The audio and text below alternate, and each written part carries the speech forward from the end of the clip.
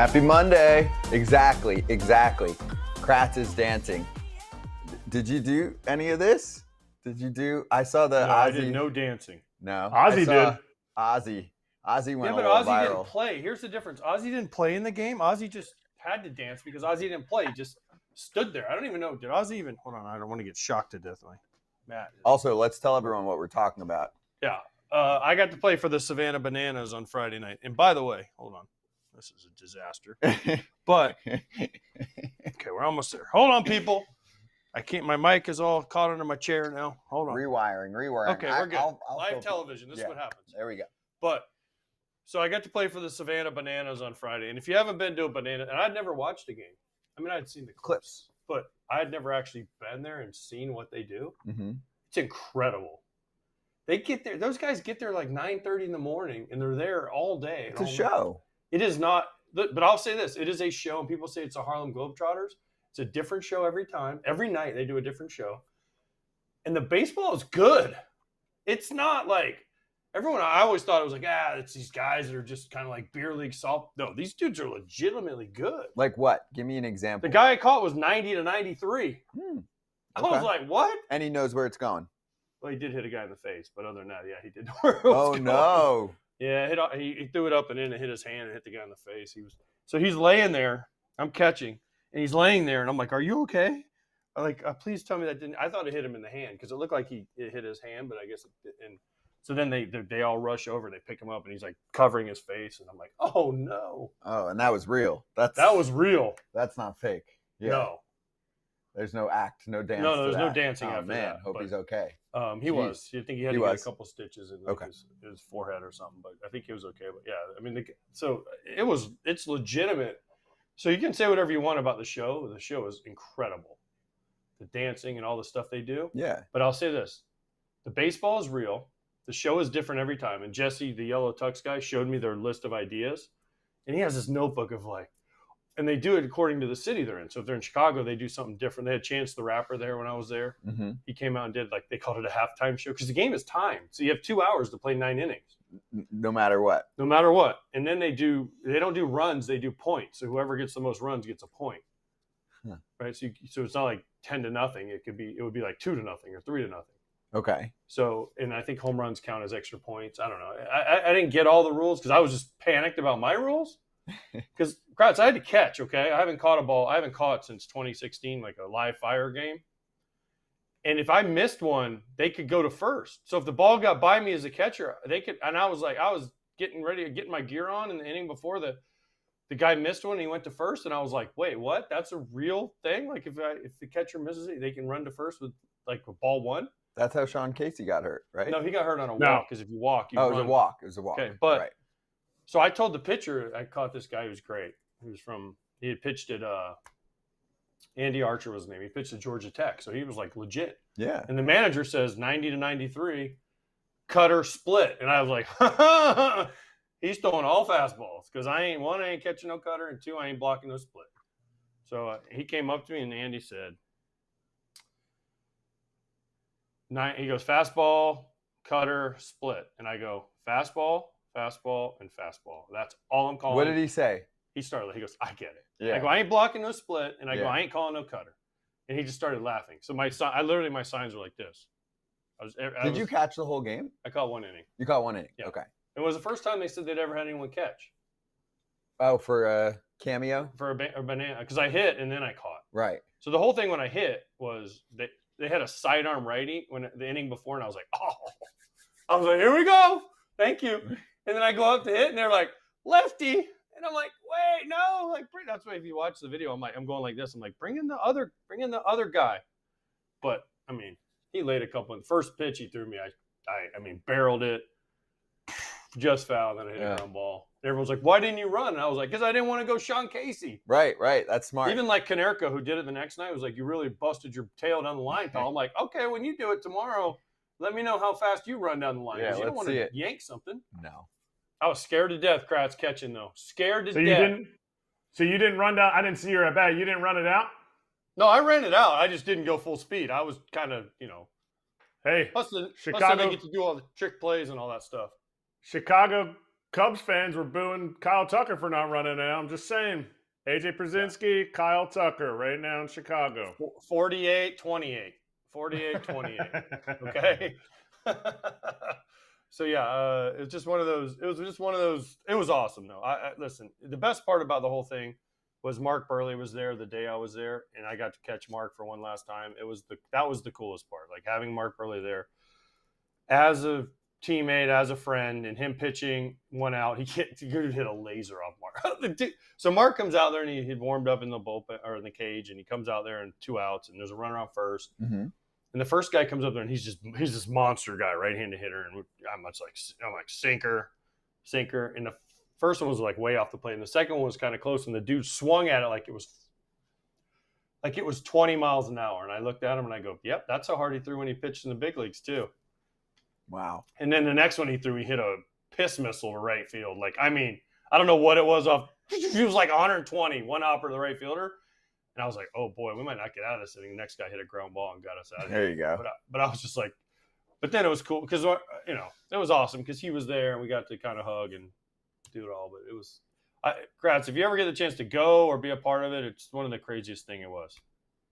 I'd love to. I think it's great entertainment, and I think just watching it on TV.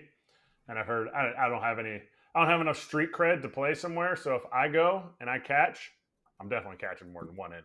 I'm way younger than you are. Last time I caught last year, it was 5 innings.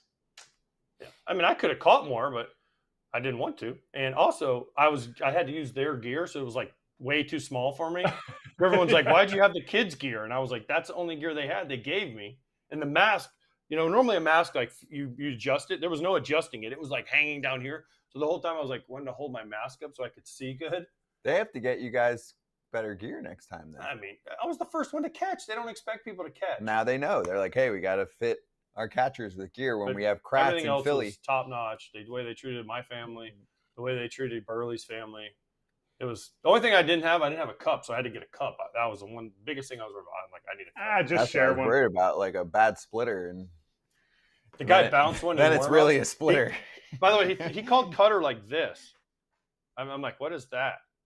Like not like this or not like this. Like most pitchers go like this, or they go like this, like a little slider. He went that backwards glove like that, and I was like, what?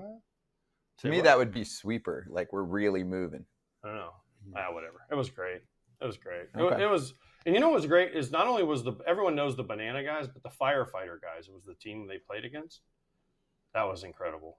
I mean, just those guys. I mean, those guys were pumped. They could play in front of 40,000 people in a big league stadium every time. But Kratz, if you know where that you could get a shot, they do minor league games too. So if they went to like Scranton or Reading or Columbus, one of the places you played, you could do one of those. Lehigh, call me. There you go. And they sell those places out. Was it sold out in Chicago? Oh, it's unbelievable. Dude, the people get there like 1 o'clock in the afternoon for the 7 o'clock game. The fans? Yes. You're allowed in that early? No, they let you in at like 4:30. Okay. But they start doing stuff outside at like 2 o'clock. The Bananas do? Yes. Like a fan fest kind of thing? Yes. Every day and every game. That's cool. Dude, listen. The baseball is not obviously the baseball that you want to play on a major league level, but I believe Major League Baseball could learn some stuff from what they do, marketing wise, social media wise, trending wise, that kind of stuff. They definitely could learn something from what they do, but I don't know. They won't partner together. I don't know why. Well, it's probably, it's always about Kashish, but Brittany Giroli wrote an article about this. I actually haven't caught it yet, but I think we might have her on soon, or she's going to fill in for me maybe later this week and she can talk about it. She wrote an article, I think, about how MLB can take a page or two from what the Bananas do. Now, obviously, the Bananas are going to one city, you sell it out. MLB is selling 81 games a year. I think they're expanding the league. So they have 4 teams now. They're going to 6 teams next year. Wow. To hit more parks? To be able to hit more. And they're going to play, and then they're going to have like a playoffs in this league. So they're kind of making it a little bit more. But these games are competitive. Like, they want to win. Like, it's not like where they're just letting the Bananas win. Like the Firefighters beat them the game before I played. Right. We won like 3-2 or something, 4-2. But the Firefighters beat them the game before, and they were like, they want to win. It's not like we just lay down for these. Because the guys are also, the players are also on like contracts. So if they suck, they don't get brought back. They get released, and they try to find the next guy to come in. And if you do like the flip catch, which I think I saw one in that game, you get something for that. You get a trick play and a point for but that. It's all about 1 point. Their big thing is their social media stuff. So Coach Rack is the most famous. He's the guy who did the backflip. Remember, hit his face on the TV. Mm-hmm. Yeah, but like Coach Rack, and then Olsen. Gosh dang it, he used to be the food guy on TikTok for MLB. Now he plays for the Bananas. His last name's Olsen. I forgot his last. I met him when he was just the food guy. Yeah. But these guys want social media following, because not only do they get paid by the Bananas or the firefighters, but then they get huge kick-ins from their social media. So the more social media following they have, the more they get paid by TikTok and Instagram and Twitter. As influencers. All that, as influencers. Right. So that's why they do all this stuff. And they're great. I mean, they're great. They'll go up in the fans. One guy caught a guy's foul ball, and they run up in the stands. That was the big thing. My first swing, I fouled it off, and I'm like, don't catch it. And because if they catch it, you're out. Any fan can catch it. Any fan, if they catch it clean, you're out. And the guy bobbled it. So they were like, safe. And there was Except one for where they homers. didn't know. Not homers. Except for homers. But there was one where the fans were like, they said they caught it. yeah, and they went to replay. They had to show that he didn't catch it clean. Wow. Oh yeah, it was crazy. It was fun though. It's a good way to do it. It sounds like a good time. But you didn't participate in any dancing. No. Because Ozzie Guillen. Well, because they wanted me to be a surprise, right? When I came up to hit. Oh, and when was the dancing? Earlier? Well, they do dancing kind of all over the place. They do it like in the halftime when Chance came out. They do it kind of before and after the game. What was the one that went viral because Ozzie was in the back? That was probably before the around. game, because they had a long rain delay too. Saturday, so thank goodness I didn't have that. Friday was clean. Oh, they do 2 days in a row? 2 days in a row. So Saturday was like 2 hours delayed. So they were supposed to start at 7. They started like 9 o'clock. They're cleaning up. Thank you, Jesus. I didn't have that one. Damn. And I think my game was on ESPN or ESPN2. Okay. As opposed to the Saturday, I think was just on YouTube. So They like baseball? ESPN likes baseball? Well, they like banana ball. They like banana ball. That's a different sport. Banana ball. But Ozzie did like the dance, because again, Ozzie wasn't. He didn't play. He didn't play. He's so just they chilling. had to have him do. Was he just going to walk around? So he did like a thing with the whole team. Yeah. He should have managed. He didn't manage. Manager was cool. Manager was in cowboy boots. He was pretty. I forget. How does Ozzie not manage and like start stuff? You know, get ejected or something. I don't know. The umpire's the dancing umpire though behind. He's funny. But wait, that wasn't in the playbook. I would have been like, Ozzie's managing. He gets introduced, guest manager, and he gets tossed in like an inning so he can go drink and hang out. Could have done that in the dugout too. It was good. True. All right, well, that's cool. Anyway, just wanted to spend some time on that. It's a fun experience. We will get to a lot today. Obviously, Dodgers sweeping the Padres. Zach Wheeler's injury. We're going to have Will Carroll on to dissect that. Rob Manfred's realignment comments as if it's breaking news, but it's really something we've known about for like a decade. But anyway, we'll still. Also, the Brewers finally lost. Brewers finally lost. Those are all which I can't believe, because they had a lead in the ninth. Was it Contreras hit the home run to give them lead? I'm like, they're going to win again. Wild weekend for the Brewers. They are entertaining what's been going on late in games. So anyway, we'll do all of that. Carlos Mendoza is going to join us in the next few minutes, Mets manager, so we'll go over the Little League Classic. So a lot to get to on FT. Yeah, let's take a quickie break. We'll come back hopefully with Carlos Mendoza. Otherwise, we'll get to one of those topics next.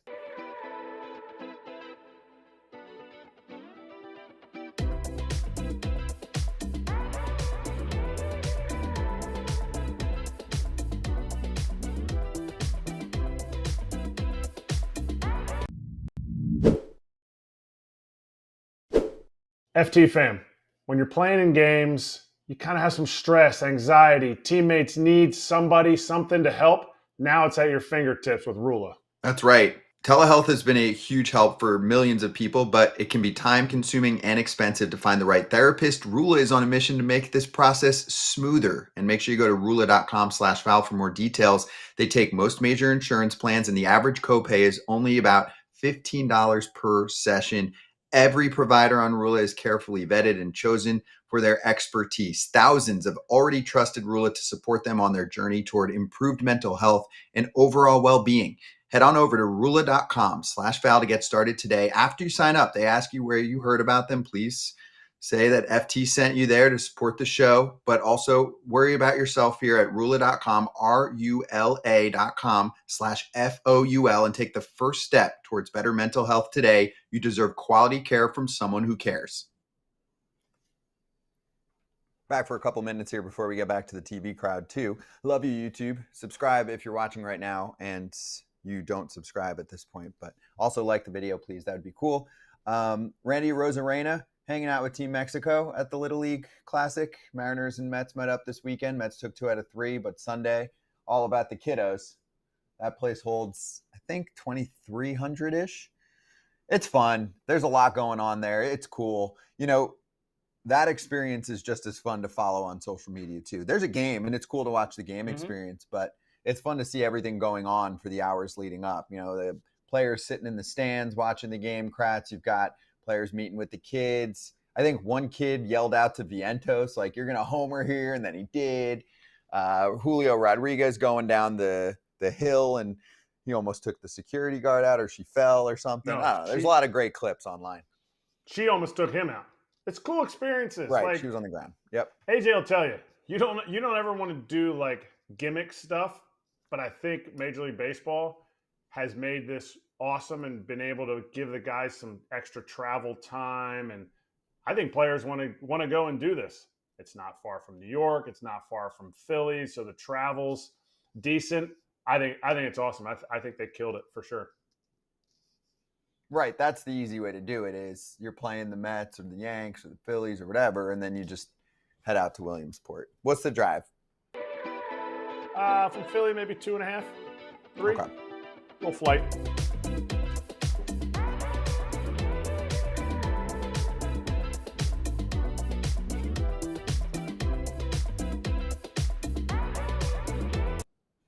All right, we've got Mets manager Carlos Mendoza joining us right now, fresh off the Little League Classic. Mendy, great to have you on, and just want to get your overall thoughts on how it was out there to be the manager of the Mets, get a win, and have an awesome experience with all the young, talented kids out there who love having you. Yeah, what's going on, fellas? Scotty, Kratzy, AJ. Yeah, back in DC now after a long day yesterday, but special day. Experience a lot of very good conversations with kids, coaches, and just going through the whole experience. It was pretty cool, and then definitely playing our game and getting the victory, obviously. But yeah, it was great experience, man. Getting off getting off the plane and just having the Venezuelan team there, that from my hometown, which I didn't know. It was pretty special, and then we get on the bus, the kids get in the bus, and then, some of our players, our superstars, they start walking on the bus, and you see the faces on those kids, man. It was just like, I was just having a blast, because I know how hard it is for them to make it all the way here, and then for them to just be that close to their heroes, it was just unbelievable. All right, Mendy, before I ask you my next question, I need you to move the camera, because you're kind of not. Right, let's so we want to be able to see all of your face. Put face. a single up so we can make sure we get them all. So he can Is that see. better? Could you see yourself on the camera? Can you adjust it so you're in the middle? We just want to get you in the middle. The other way. Other way. Ah, there we go. Perfect. AJ's a good manager of television at this point. So. Perfect. All right. So I really just want to know, Venezuela's playing right now as we speak. Okay, they're winning 2-0 in the first. Did you speak to another team, or did you just now you're out of the camera again? See, or did you just talk to the Venezuelan team? Or did you just hang out with Venezuela and say, screw the rest of these teams, I'm just going with my home team? I'm not gonna say screw everyone. I think they specifically wanted me to hang out with the Venezuelan team. Okay. So I just follow instructions. Okay. Because Arozarena was with the Mexican team, right? Even though he's from Cuba, but he lived in Mexico. He played for Team Mexico. He plays for Mexico in the WBC. So that makes sense. I know they had me, they had Alvi, they had Torrance and Acuna, pretty much locked in with the Venezuelan team. So nice. Good. And you said they're winning. Okay. He was first and third. I was watching it too, and he was first and third. 2-0. 2-0. All right. 2-0 right now. There's some shots of the guys in the crowd, including Acuna. So, Mendy, what was the funniest thing? What was the darndest thing a kid said to either you or any of the Mets staff or players out there? Anything like really funny? I mean, viral wise, the toilet seat that big dumper Cal Raleigh signed, that was funny. Anything else that we missed? No, not really. Like I said, I think the kids were just kind of like in heaven, to be honest with you. For them to just be that close to these superstars, it was just pretty surreal. And you could see it, like Alvarez is talking to one of the catchers, and the kid is just like he's like, man, like I can't believe I'm talking to Francisco Alvarez. Then Juan Soto and Lindor walks by, and then like it was just. I was just kind of putting myself on their shoes, and I know where they're coming from and how hard it was for them to get here. It was just, like I was enjoying it big time. All right, is Alvarez okay? You just brought up Francisco Alvarez. Is he okay? We don't know, man. He's I'm waiting at any moment. He went back to New York. He's getting an MRI, so we should know here, in the next couple of hours. But praying.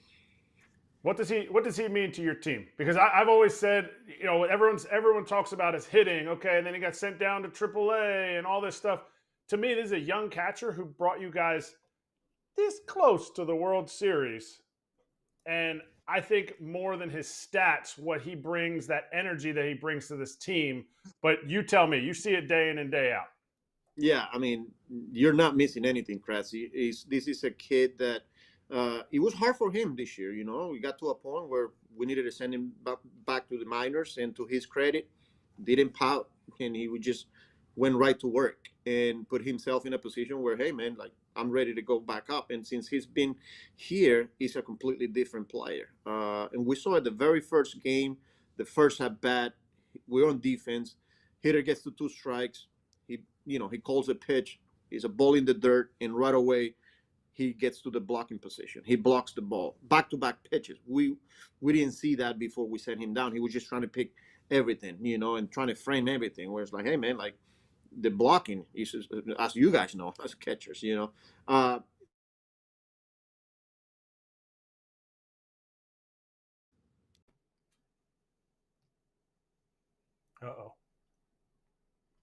You might have got that phone call on Alvarez.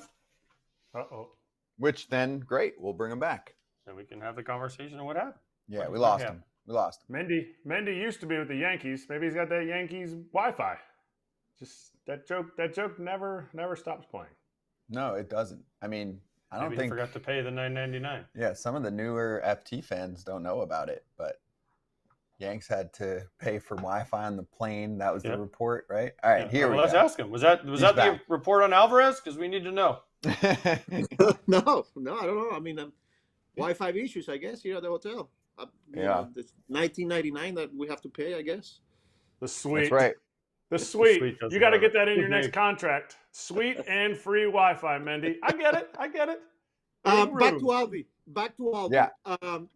He was just a completely different player, defensively, offensively, but just the energy and how invested he is on the pitching staff, how much he cares about about those guys, and he takes it personal when we're not pitching well, which we haven't.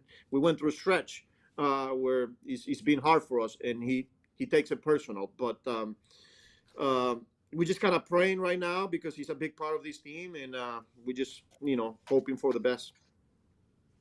Mendy, how big was this weekend after what the team has gone through, which is just uncharacteristic, of course, for any ball club? Like, what was that like just now? And do you feel like you've gotten through it because the team won a series here? You saw some good signs, even from a rookie, which we'll get into in McLean. But what was it like from then, that 2.5 week period, and then this weekend?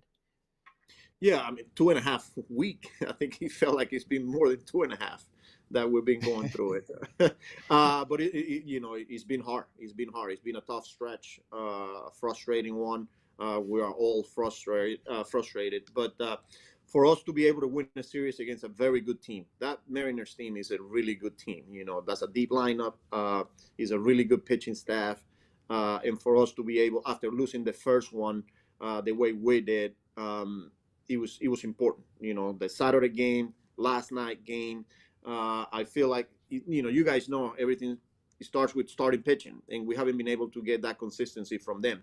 I felt like Senga last time, his last outing, going into the 6th inning, followed by McLean, that we'll talk about it. And then yesterday, Clay giving us a solid 5 innings. I thought he was in position to go deeper before that inning got long. The 4th inning got long, but that's where it starts. Continue to believe in the guys. There's a lot of talent there, and I'm pretty confident that we'll get through this.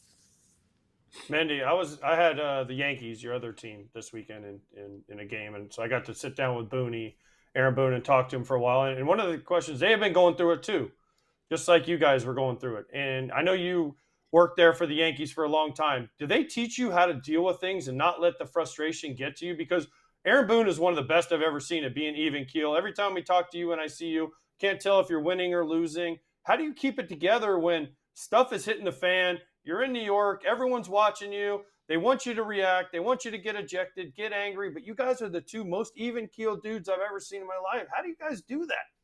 It's part of it. It comes with the territory. Like you said, in New York, everything is magnified. But I was glad that I was able to be with Aaron and the organization there for, 6-7 years, and going through ups and downs. And it's just part of it. And it's different in New York. It feels different, but starts with me as a manager to just be consistent and continue to support the guys. Yes, there's a sense of urgency, but there's no panic, in understanding that it's going to get loud, there's going to be a lot of noise, and you got to find a way to block all of that and continue to concentrate on what you're supposed to do day in and day out.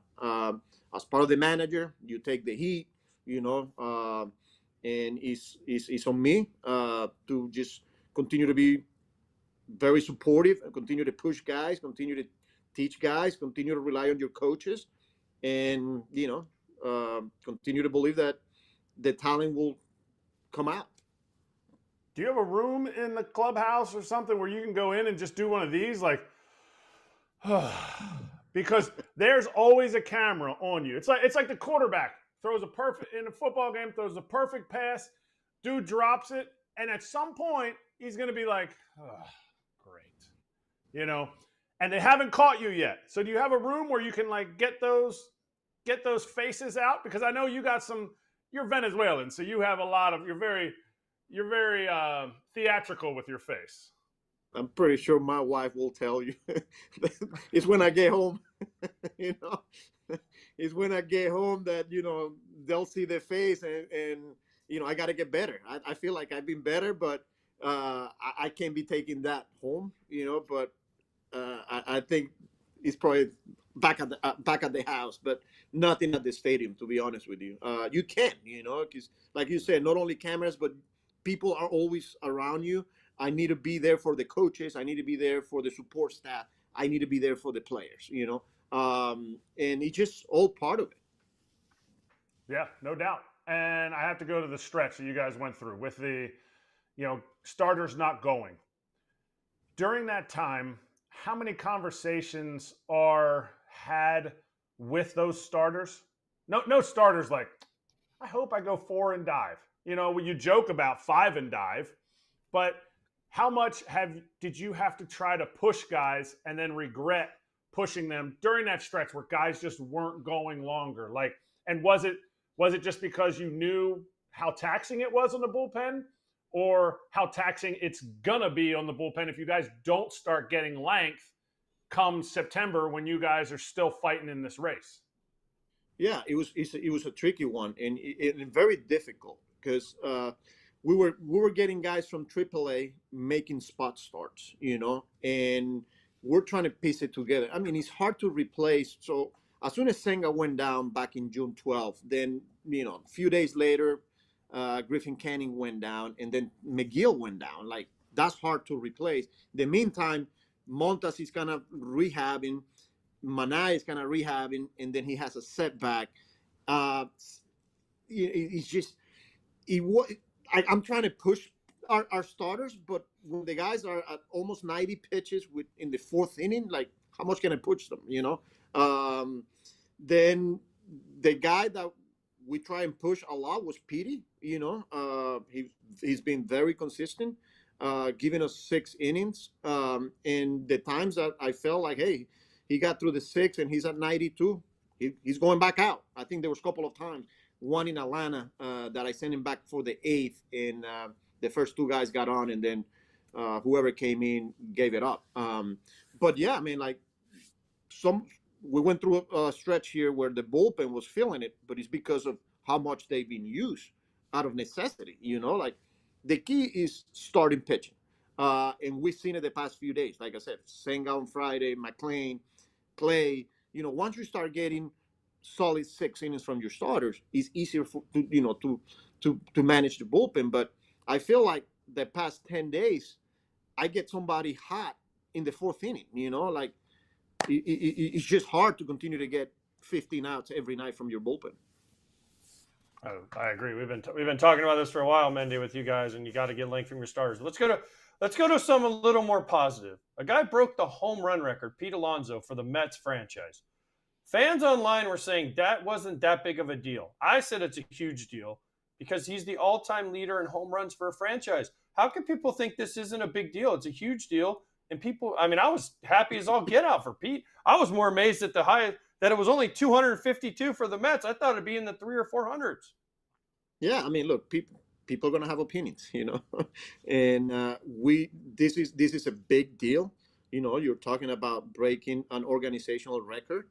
Yeah, people might think only 253. Well, I mean, it is what it is, and now Pete is the guy. And it was a special moment for all of us. You see it right there, everybody's on their feet. The whole team came out of the dugout. It was just special. And just watching Pete and how much it meant to him, it was just pretty surreal, Again, it's all about winning for him. But now that he's at the top, we celebrated it. And it is a big deal for us. All right, 2 pitchers. Got to talk about Ryan Helsley and Frankie Montas. Ryan Helsley's in a new role. Edwin Diaz is your closer, and Ryan Helsley's trying to figure out that new role. How is that transition taken care of by you, your pitching coaches, your Gibby, your bench coach? How has that transition been as far as like talking to him about it, and also the transition for Frankie now out of the rotation? Yeah, with Hels, I mean, we were very transparent, and you got to give the guy credit. He was willing to do whatever it takes as soon as he got here. Hey, if you need me to pitch at 7th, you need me to pitch at 8th, the 9th, I'm good for whatever. I want to win. And right away, we were like, hey, man, like, there's going to be days where Edwin is down. You're going to get the last three outs. There's going to be days where you're going to be pitching in the 8th. You're going to be pitching in the 7th. The one thing we'll try and do our best is once we get you hot, most likely you're gonna come in the game. These closers are so used to like when they get up, they're in the game, and that's what we kind of been doing with him. And kind of like letting him know ahead of time. Hey, this is what we're thinking today. It could be as early as the 7th, or it could be the 8th. It could be the 9th. But I feel like he's adjusted well. We haven't had the performance that he will want it, that we will want it, but it was good to see that inning last night. Where he was able to execute, especially the secondary pitches. Feel like that slider has been getting hit because he's staying middle, especially when he's ahead. He's got too good of a stuff. We're not worried about him because, again, he's elite, and he's going to continue to get big outs for us. Frankie Montas, this is a different situation. It's new for him. Everything is new for him. He's more like the lone relief role, multiple inning guy. And with him, we have to give him a heads up way ahead of time. We got to get him going, and he's got to go through his whole routine. Like for him to come in the middle of an inning, we're going to have to get way ahead. So that's what we did. We did it the other day. Stanek came in, finished that inning, and then at the same time, Monta was kind of going through his routine, and we got him in the game. And then the recovery is going to take a little longer than your normal reliever. But again, this is where we at on our season. Frankie wants to start, and we signed him to be a starter. But where we at, we need him in the bullpen, and he was all on board as well. All right, last one. Let's finish strong. Nolan McLean makes his debut on Saturday. He dazzles. It was awesome. The behind the back play was sick too. And since we have time for one more answer here, I also just want to include the fact that he was trying to do a two-way thing in the minor leagues for a little bit, right? Do you know his hitting ability? Like, could he pop in as a pinch hitter if you're out of pinch hitters one day? No. let him pitch. Last year in spring training, I was talking to Andy Green, and he was like, "Hey, man, you got a guy here. It's a two-way player. The hitting is, we don't see this for too long. We're gonna just let him pitch, and I wouldn't be surprised if he pitches for you this year." I was like, "Wow, this is 2024. This year he doesn't come to big league camp." And I went back to the backfields. He was supposed to throw a live VP, and that's when I met him for the first time. And right away, you see it. The way he carried himself, there's something different about this kid. And everything that we heard, the whole year, talking to Dickey Scott, our AAA manager, and the reports that we were getting, yes, the way his ability to spin the baseball, it was just more like the mound presence, his ability to fill his position, control the running game, the feel for pitching. Yes, he's got stuff, but he knows how to pitch as well. And we saw it right away that first day, first outing. He gets in trouble, bases loaded, got Rodriguez at the play, and I was like, all right, let's see what we got, kid.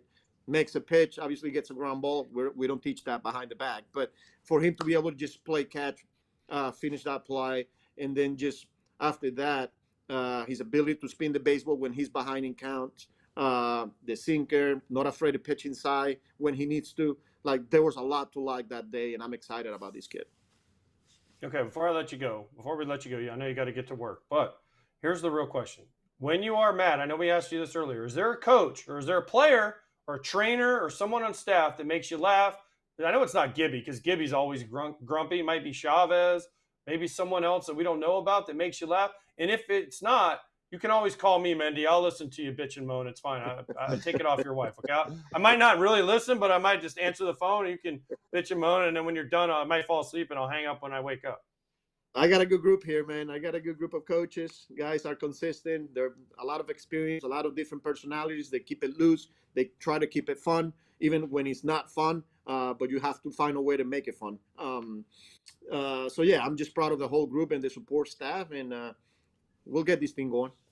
Yeah, and then just get more Fox games so AJ can come, mess around. But I don't mess around. I'm saying in a fun way before the game. Keep them happy. Like you said, you're the therapy guy right here. Mendy, awesome catching up. Yeah, had a lot to cover there. Appreciate it. Enjoy the time over in DC. We'll catch you soon. All right, fellas. Take care. Okay, you too. Carlos Mendoza, Mets manager. Be right back. Let's hit the Dodgers Padres series.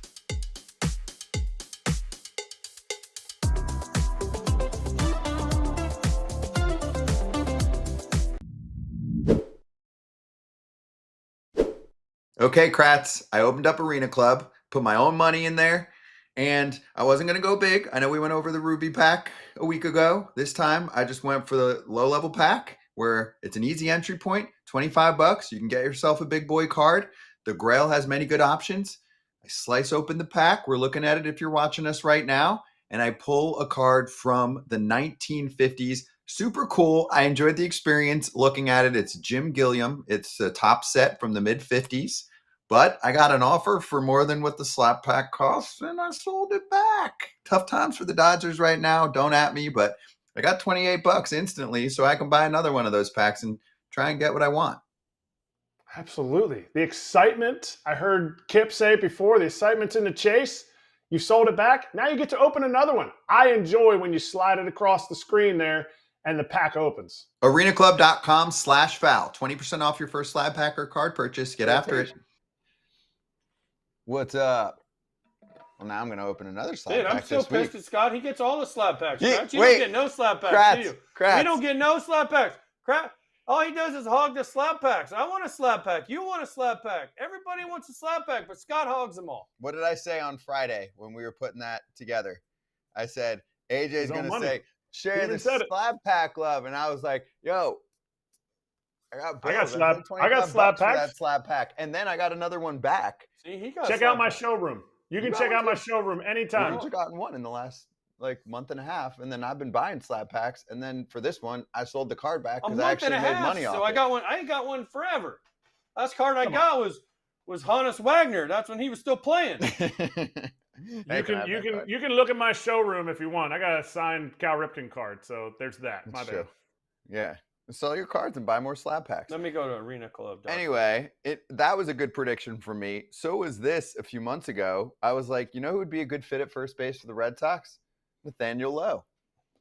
All they had to do was wait for him to get released. It's better than trading for him. True. They didn't have to give up anything. Yeah. Now he's a Red Sox price. There you go. $3.99. Sorry, Abraham Toro, but Nathaniel Lowe can swing it, and he's got a good track record, so I think it's a great move. I mean, it costs you basically nothing to give this a shot, and this is a guy who should still be in his prime, Kratz, who joins a contender, coming from a team that was a dud. It's tough. You can't always take all the numbers of somebody on a bad team, and the Nats are a bad team, but I think he had an 88 OPS plus. I see him having a decent rest of the year, especially because he can platoon well, too. Right.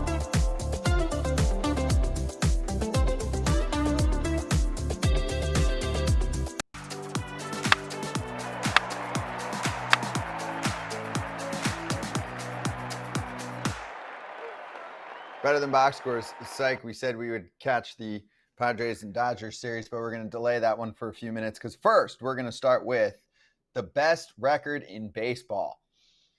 14 games in a row for the Milwaukee Brewers in thrilling fashion. And then they almost did it again on Sunday, but the Reds got to them. Reds, by the way, in the past month have the best starting pitching ERA in baseball, but they played them well. They did. They still lost 2 out of 3. They still lost 2 out of 3. Barely won the one. But so here, this sums up the Brewers' win streak and what they've been doing, Kratzy. So we're in there talking to Aaron Boone on Saturday before his game, and somehow the Brewers come up because, I don't know, somehow someone asked about the Brewers. Probably Rosenthal asked about the Brewers.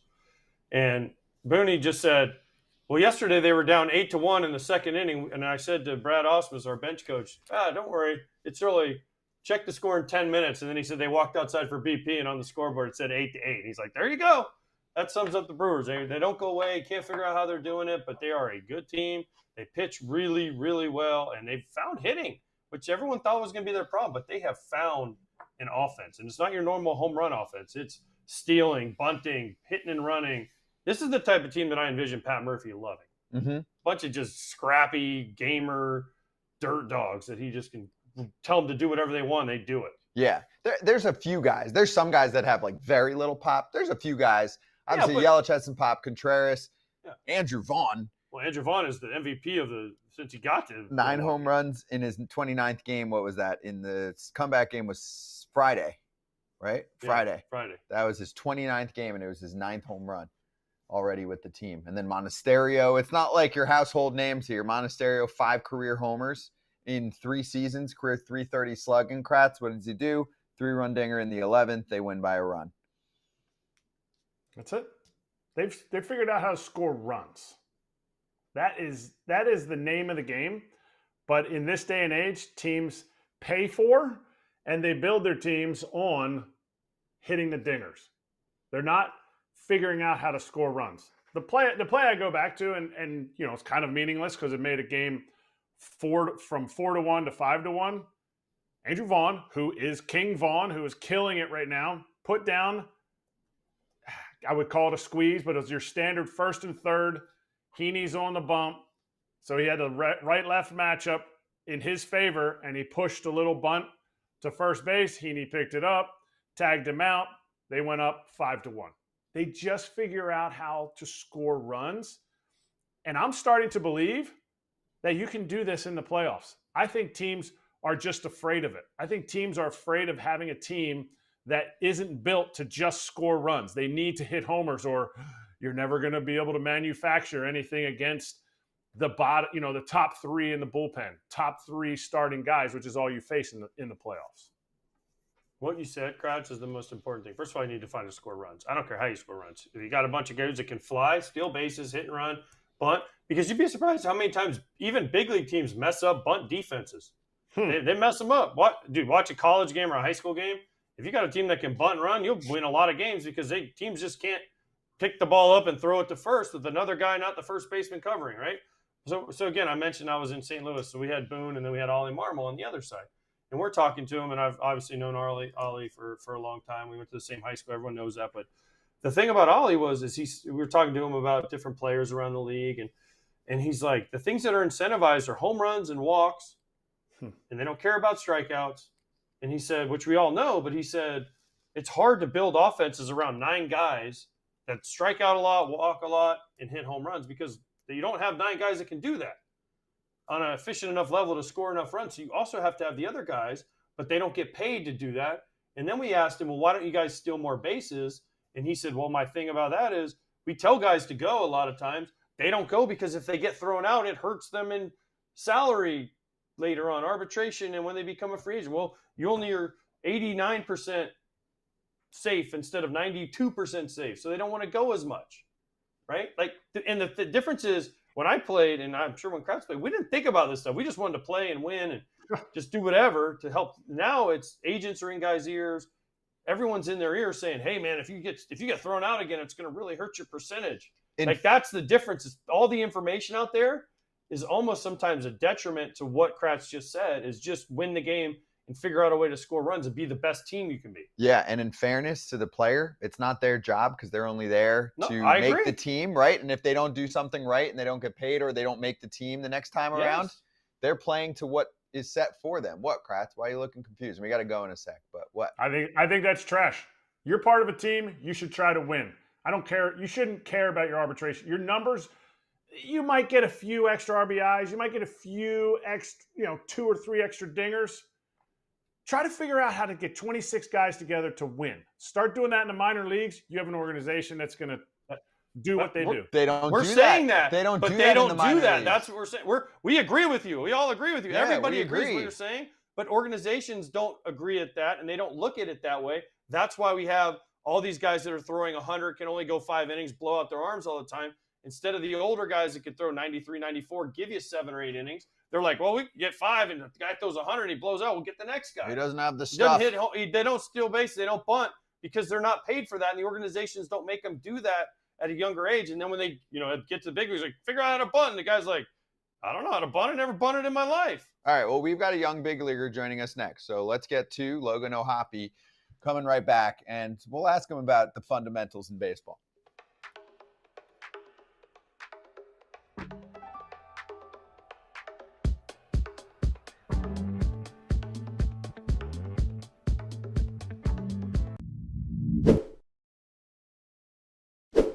FT fans, you want to have confidence when you go out in public? Absolutely. We can't all wear a backwards hat like me, but you can get some True Classic fit shirts.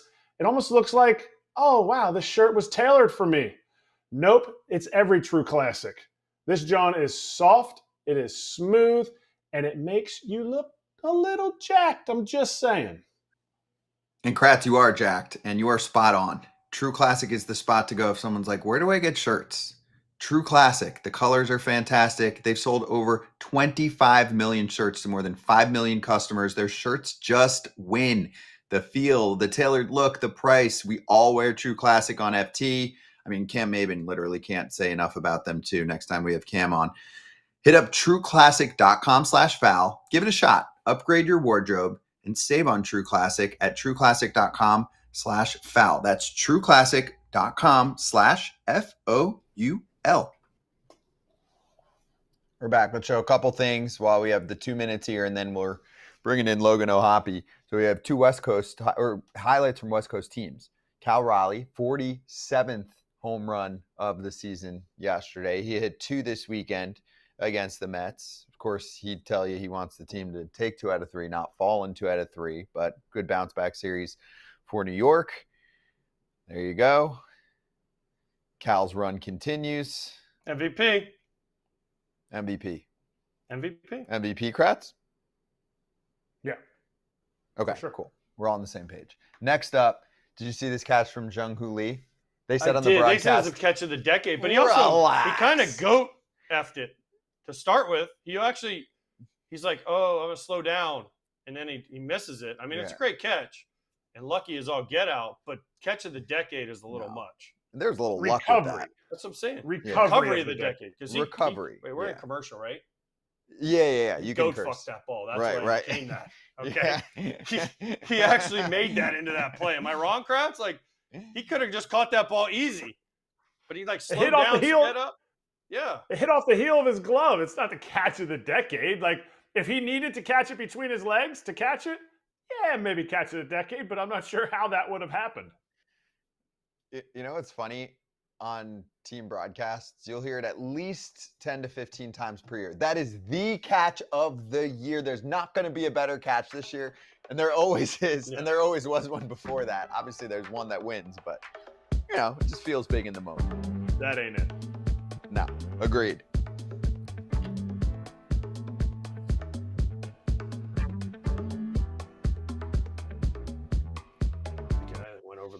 What was the guy that went over the fence?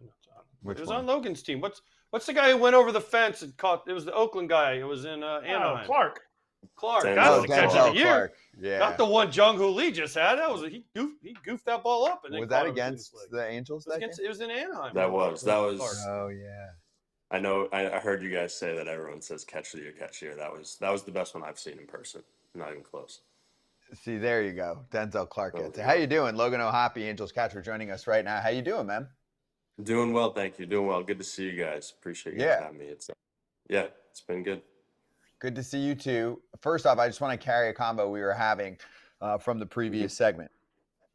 Where are we at with fundamentals and how they're taught both at the minor league level, and let's even go further back, right? As soon as you become a prospect, you're on the prospect map. How are fundamentals and development taught to players, right? How do they develop players versus balancing a player having to actually get to MLB, right? And prove that he's got the tools, the numbers that people are looking at, the metrics. This discussion is related to how, you know, the Brewers are playing a different brand of baseball from many other teams. Your thoughts? I think I would have a different answer than the kids that have gotten drafted in the past couple of years. I came up with the Phillies, and I was in 2018. I was a late round pick out of high school, and I was taught then if you're going to play in the big leagues, then you're going to be batting at the lower part of the order, and you got to learn to do these things, you know. So it was something that I was taught. Not even in professional baseball. Back in high school, my two high school coaches were, and still are, really, I consider them family, and some of the best baseball people still that I've ever been around. So they were implemented at a pretty young age. Bunted yesterday for the first time in my big league career. So this question comes at a perfect time. I think it's really important. Part of me misses that brand of baseball, you know, and I'm always trying to find ways to be better at it. And but the game is changing, obviously, as we all know. So it's definitely a tricky thing to balance, but I know coming up in the minor leagues with the Phillies, then it was harped on quite a bit.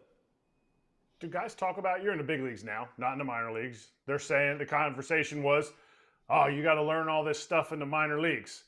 Do you feel like when you were asked to bunt or you bunted that your value is now going down? Arbitration value. Is that kind of stuff discussed in the clubhouse? Or is that like a hush-hush thing that a team that wants to win gets this done? No, we don't talk about that at all ever in the clubhouse. It's been a lot of football lately and everything in between, or laughing at net or whatever it's been. So no, we don't really talk about that a lot in the clubhouse, but selfishly, I think that fundamentals are what makes the game great. And I know that I'm probably pretty outdated with that take, but I think that's what makes the game awesome. Logan, first of all, your hair is on point, but we can get into that later. Your hair is fresh. Thank you. On point. Very nice. Very nice. Fresh cut. Once in a blue moon. But my whole thing when we were discussing this is teams and agents. It's not amongst the players, but teams and agents will go to you and say, maybe more agents than teams, because teams don't want to give away their secret. But your agent says, man, you got to hit more home runs. I remember when I was going through arbitration, and they were like, you got to hit 20 homers if you want to get paid. And I was like, what? The team told me that. And I was like, wait, what?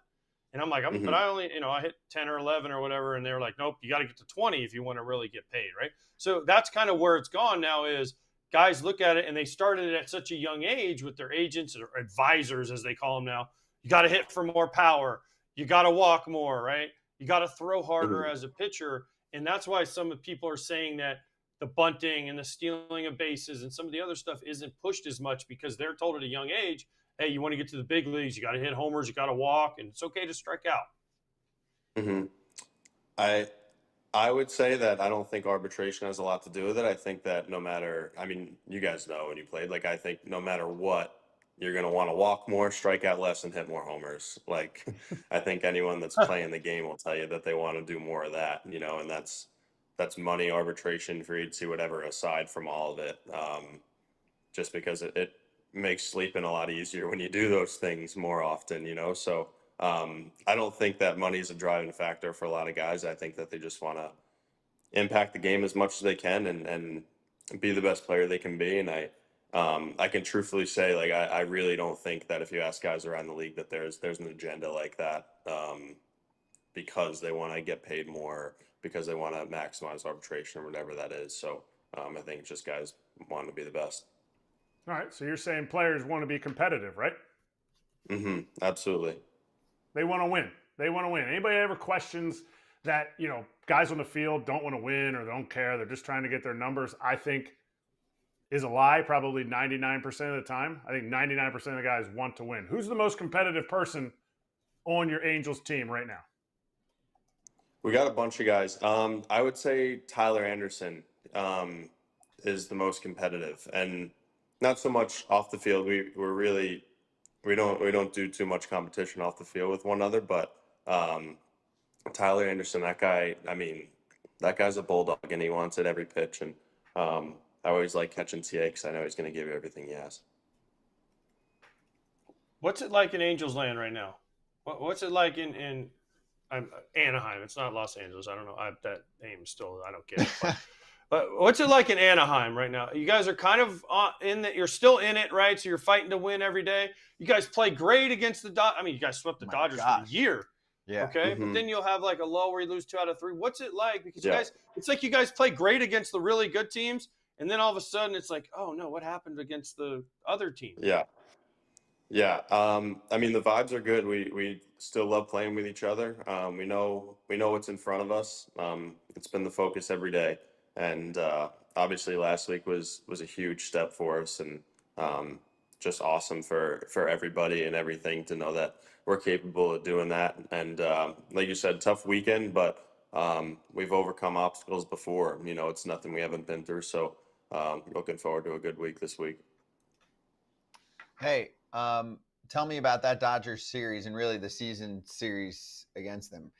What's the recipe to beat the Dodgers? Because a lot of teams would like to know it. I know they haven't played as well the last couple months up until this weekend where they swept the Padres, but this is the defending champs. And I think this was the first time ever we had this occur where the Angels swept the season series. So what happened?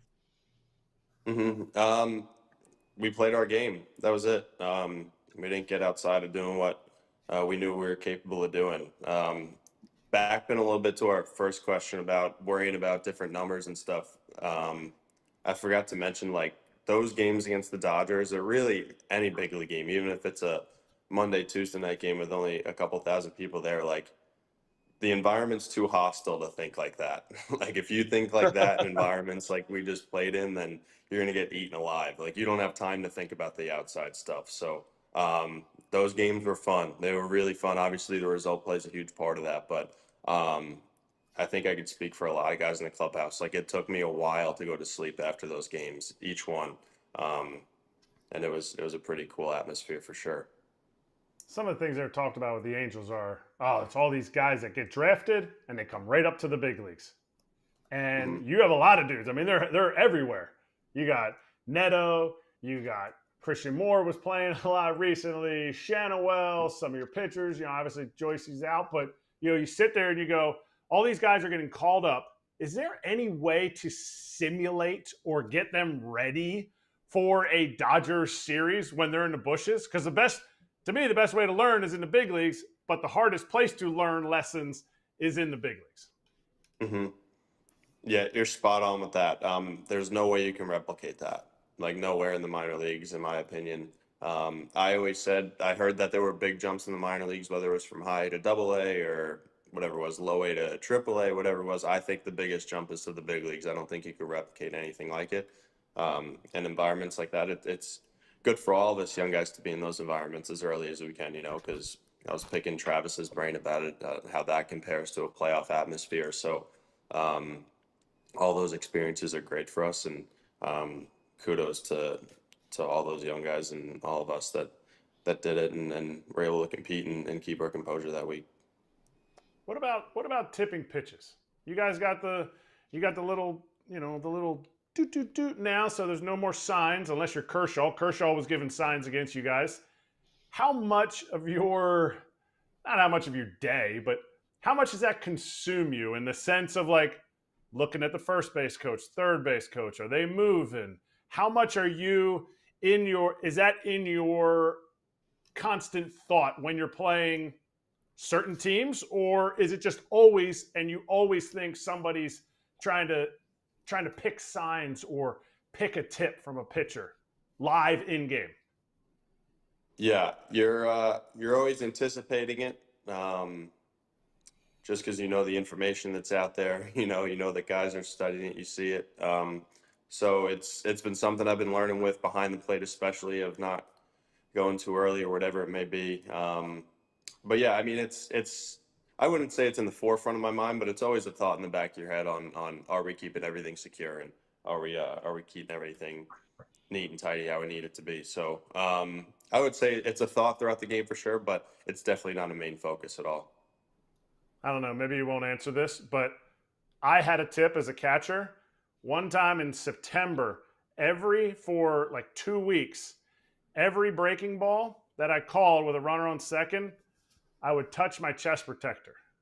And one of the guys on our team, one of the coaches, one of the video guys was like, "Hey, you're doing this every single time on a breaking ball, never on a fastball." Is there a tip that you had when you first came up early that you were told about that you were doing? I haven't gotten one like that. I know that this is a frequent thought of mine. Like if we get hit on a pitch, especially if it's executed, I'm thinking like I'm looking back at like what did I do? Like I had to be given something. I had to have been doing something at some point. So I look at it as much as I can. And I mean, I'll be transparent with you guys. I'm sure there have been times where I've had something that another team's had, but I do what I can to stay on top of it. And that doesn't help me sleep at night by any means, but I know that that's a part of the growing process. Do you guys self-scout? Do you self-scout yourself? Do you guys have someone that watches what you do? You will look at video. I'll look at video. Yeah. Okay. So then did it look different this weekend when you had that awesome catching gear with all the signatures and stuff on it? Did it look any different when you checked it out? Because that was awesome. No, that was a cool one. It came out way better than last year's, and yeah, that's always a pretty special day and a pretty cool thing to do. So grateful that those kids were not only eager to help, but had smiles on their faces doing it, and they were helping me as much as hopefully we were helping them a little bit. Should you be able to do more of this? Should Major League Baseball allow more of this, like not just one weekend? Because I mean, look at those pictures. If you put those pictures up of the kids' smiles and then you put them next to your smile that you just had, like, that puts a smile on their face, and yet it feels like sometimes it's like pulling teeth to be able to have something special like this that's in a game that changes lives for these kids. Mm-hmm.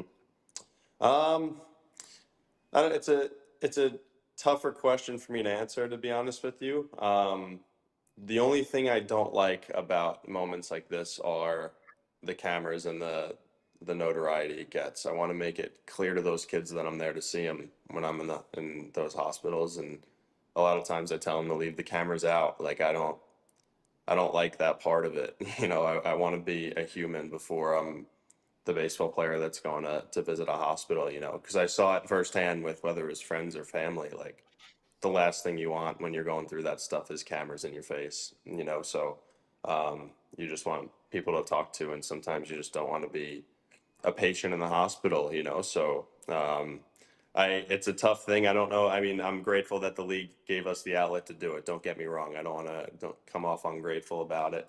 But I mean, if they did more about it, great. But I think that as players, we can all do a little bit more. I wish our schedules gave us more time to do more things like that, But I know there are plenty of guys around the league that are doing as much as they can that no one sees, and I think that's the sauce for sure. Hey, Logan, I had the Cardinals game, and Pozo had a bat that he did the same thing. He went around and he had a bunch of children that were in the hospital and going through stuff, put their hands on the bat, and he used it in the games and all that stuff. It's amazing what you guys are able to do now. How much do you think it means to the kids, right? That, like you, but also like the kids, when they turn on the TV, they say, hey, that's my blue handprint, or look at Logan's chest protector. Like, to me, that's what it's about. It's not about the cameras, but it's a cool moment. The kids are in there and they get their picture taken, and then they get to tell their friends, oh, Logan O'Hoppe came to see me. But then they turn on the TV and you're catching, and your chest protector has Sammy or David or whoever signed, Liz or whoever it was that signed your chest protector. And they can see that and they call mom and dad, and it puts that, to me, is what it's about. It's not, and I wish we could do more of this, obviously, but I mean, that's what it's all about. The smile, the smile on your face, the smile on their face, how emotional you get, how emotional Pozo was when we talked to him about it. Like, those are the moments that make this game special. Forget the other stuff. Yeah, no, absolutely. Ultimately, that's the whole reason why you do it, So, yeah, I mean, you hit the nail on the head with that. It is a pretty cool moment. Like I said, they were helping me more than they even thought, So, just trying to bring smiles to their faces as much as we can, because I know that they're going through some pretty tough days. So, I hope we accomplish that. Okay. All right. So last thing, I think we got to let you go. Fantasy football is a huge deal in the baseball community. Okay. Don't let anybody, that's why that smile came out. Have you guys done your draft yet? How did you pick the order? Okay. Well, how are you going to pick the order? Because you saw the Blue Jays with their little guy thing falling down, that whole deal. I did. We got to talk to the commissioner about that, because we got it in a couple weeks. Too early in preseason right now to draft. So. Okay. Who's the commissioner? Trouty. Oh, yeah. Oh boy. It's a big buy-in is what you're saying. All right. And then I split a team with Joe Adele. Yes. Okay. There you go. There you go. Makes sense. Tommy Pham's not on the Angels, so you're good there. But then the last thing is if you get the first pick, who are you taking? Chase? I'm going to have to talk to Joe about that. It's a team effort, so we're going to have a couple meetings about it and sit on the plane flight. So, are you a book? Are you a book guy? Are you like a magazine guy? Are you a printout guy? Because some guys had books. Some guys had printouts that they would, go through and keep track of everything. Do you just do it on your iPad? How do you keep track? Because, then God forbid you draft somebody who already got drafted, because then everybody just wears you out. Yeah. I actually, I'm not a huge, I don't get too into it. I'm not a huge fantasy football guy, but one thing I do know from listening to friends or whoever it was in the years past is that usually the people that do the most homework don't end up too well. So I'm going to prepare a little bit, not over prepare, and hopefully bother a few guys on the team of my lack of preparation and the record that'll come out at the end of the year. So we'll see how it shakes out. There you go. Over prepping is a detriment if you go too crazy. Auto draft. You got auto draft. Auto draft. Feel. No, auto draft is ridiculous. I don't know if I'll go that far with it, but that would be a good idea for sure. Yeah. Well, Logan, awesome to catch up with you, man. We always appreciate having you on. Fans love it too. A lot of Angels fans always checking in. Thanks for the time, dude. We'll catch you soon, okay? Thank you, guys. Appreciate it. Yep, same here. Logan O'Hoppe, Angels catcher, with us on FC.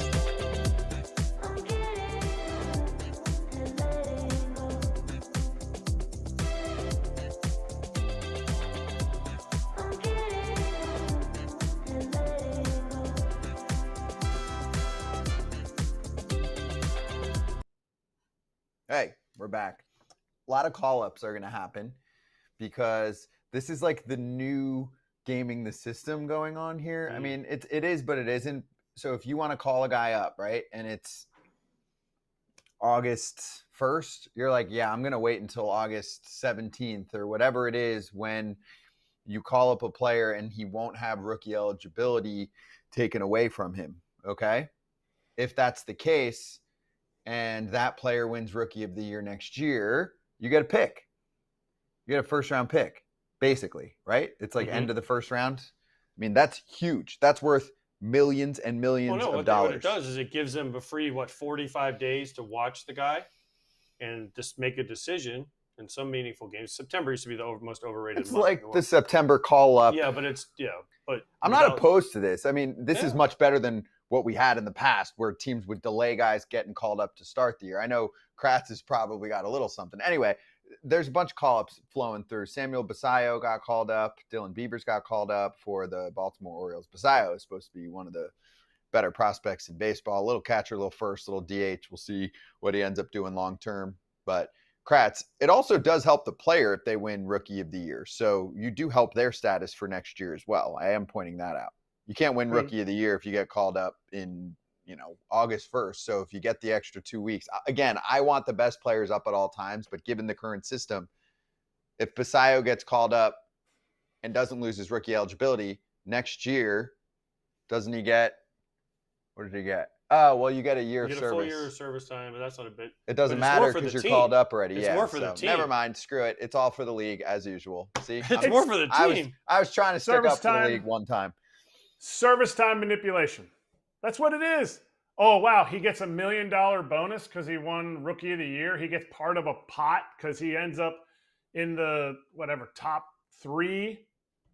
No, it's for the team. We heard it before. A first round pick, it could be worth as much as $30 million to the team. You look at values of players. Obviously, he has to be a good player. They have to draft well, clearly, but this is a team thing. It's service time manipulation by the worst teams. The best teams are calling dudes up the day before that day because they need help because they want to win. These teams don't care about winning. Basallo had 23 dingers in AAA. He should have been up before this. Agreed. Where's he going to play? First base, DH. They had O'Hearn. He gone. 100% service time. Yeah. 100%. I'm with you. All right, let's hit the Padres and Dodgers. I teased it for like 8 hours. Dodgers swept the Padres. Let's just start there. Remember you surprised? when the Padres were in first place for that day? And the Dodgers were like, see you kids. Back to the kiddie table. Big slap. I mean, Kershaw. How about Kershaw dealing? They dominated. Kershaw and Snell. Is there a power problem with San Diego? They rank really low in that category. They helped themselves at the trade deadline, but will they hit enough homers to win a World Series title? I know we were just talking about how the Brewers don't hit a lot of homers and the Blue Jays don't hit a lot of homers, but that doesn't mean that you win in the playoffs. That's why we're talking about this. Is that the main problem with the Padres? No, the main problem is the Dodgers know how to pitch against them. They got to figure that out. Because, yes, they took the Dodgers to the brink. Absolutely. But the Dodgers they beat them this series exactly the way that they beat them last year in the playoffs. The Padres will have another shot at them. They have a chance to make an adjustment, whether it's homers or it's not homers. Yeah, they don't hit a lot of homers, but they don't strike out a lot either. They have to figure it out. They have to figure out how to beat that bullpen. And now it looks like they might have to figure out how to beat some of their starting pitching too. Yeah, Cease did not look good. No, Cease didn't pitch good. Darvish didn't pitch very well. No. I mean, I know he didn't get the loss. King's hurt again. Glasnow pitched pretty good. Snell pitched well. Kershaw pitched unbelievable that first night. This is what Kershaw was like, I'm back. Yeah, but this is what the Dodgers say with their rotation. They're like, yeah, cool. As long as we get there, let's just make sure Snell's good for October. Glasnow's good for October. Ohtani's good for October, right? They are starting to all come back. Yeah. Everybody said the Padres were going to do it. 2 people said the Dodgers. That's it. 2 people. Who were those 2 people?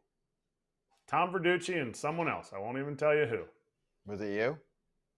I said I'm not going to tell you who. Hold up. Also, I'm not burying the Padres. No. This is one series. They're going to play next weekend. They play again this weekend. I'll be there in on San Saturday. Diego. You think they're going to sweep them in San Diego? Dude, I know this. whatever the attendance record is on Friday, they'll break it, and then on Saturday they'll break it, and then Sunday they'll break it again. So get ready, people, for attendance records in San Diego because it's going to be lit, and I can't wait. I'm all That's for it. one of my favorite parks to go to now, especially when they play a team like the Dodgers. It is unbelievable, the atmosphere of Petco. Do you have a night game, West Coast night game? Well, it's 4 o'clock. So. Oh, it's 4 o'clock. Yeah. Okay. 4 o'clock. I like when it's nighttime and everyone's drinking whatever they're allowed to have. San Diego, you can drink all day. I know, but when a game is at night, it gives you more of the day to get excited. That'll be Friday, but then Saturday is 4 o'clock's fine. It's not 12 o'clock. Yeah, but still, you know how many beat LA chants there will be in that game? Oh. It's going to be glorious. Fire. It is. It's going to be glorious. But yeah, for the Dodgers, I mean, the starting pitching definitely outmatched the Padres starting pitching. And there was some fight. It's not like these were all blowouts. I mean, the Sunday game was really good. The Friday game was a 1-run game. Yeah. Right? Really just Saturday. Saturday was the one. Yeah, it was the one. I mean, they also had some tactics that didn't work out for them. I want to get to that real quick here with Mike Schilt addressing it. He said they had a plan against Blake Snell, which included being extra aggressive, trying to steal bases. And he said it didn't work. And so they were running themselves into outs. Will Smith had 3 caught stealing in the first couple innings. He caught a few runners. First 2 innings. Just good execution there too. Sometimes you got to stop though. After you get maybe 1 or 2, you're like, all right, guys, it's not working. Well, 3 was their number. Listen, right? If you're the captain of the Titanic and you see the iceberg, you don't steer towards it. Okay, you got to stop and go left. Actually, no. If they had just run into it, it would have been fine. Probably right. Yeah, but it's because they glanced it. That's why it made the hole in the ship. Anyway, the Padres go through spells. Where they want to steal a ton of bases. And so I think they've done this early in the year. They were just successful. And not necessarily against Blake Snell, but I'm saying early in the year, they were running like crazy, and then they were shutting it down. And then they started running like crazy. So I think they picked their spots. I think they picked the bad spot. I mean, 3 bags or 3 caught stealings in the first 2 innings. That'll shut it down. Even your best laid plans, that'll shut it down. I mean, no offense, but it wasn't like they had their fastest guys going. I mean, Tatis got caught, but then they had Manny and Bogart steal. It's not like they're Willie Mays Hayes. Sorry, Bogey. I love you, Manny. You're great, but you're not.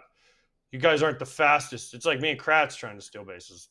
A little bit different, but kind of close. A lot different. Yeah, a lot different. But you know what I'm saying. You be Mandy. I'll be Xander. I don't know. Okay.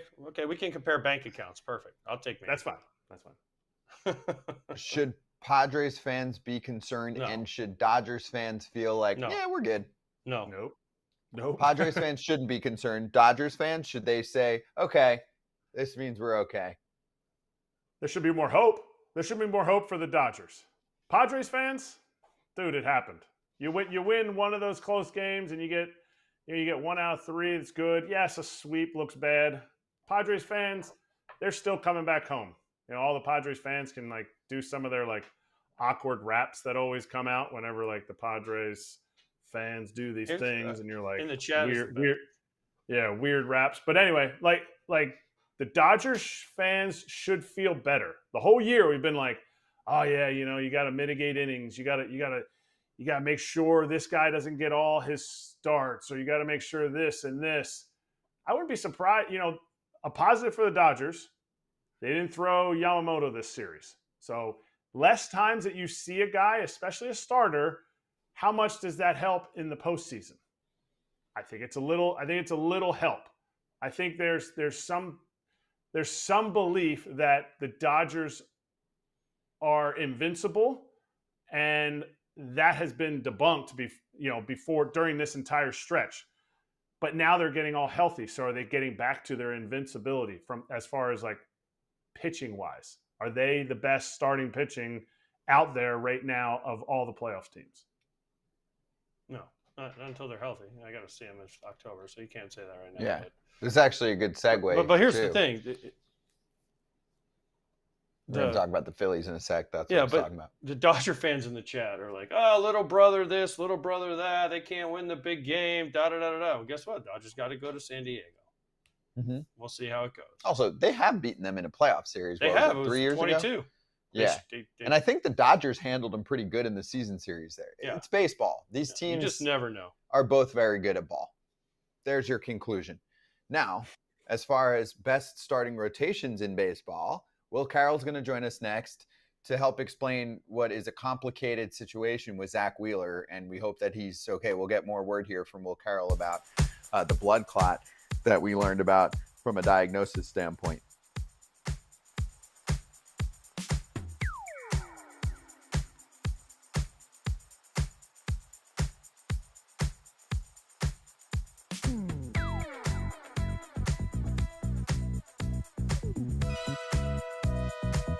Is Roki Sasaki on that starting train? What's the latest with him? And is he willing, or do you guys see a world in which Sasaki, because of where he's at in the season, could come out of the pen for you? So, Roki right now, he's going to pitch later this week. I don't know if it's Wednesday, Thursday, or Friday. It's later this week for that OKC team.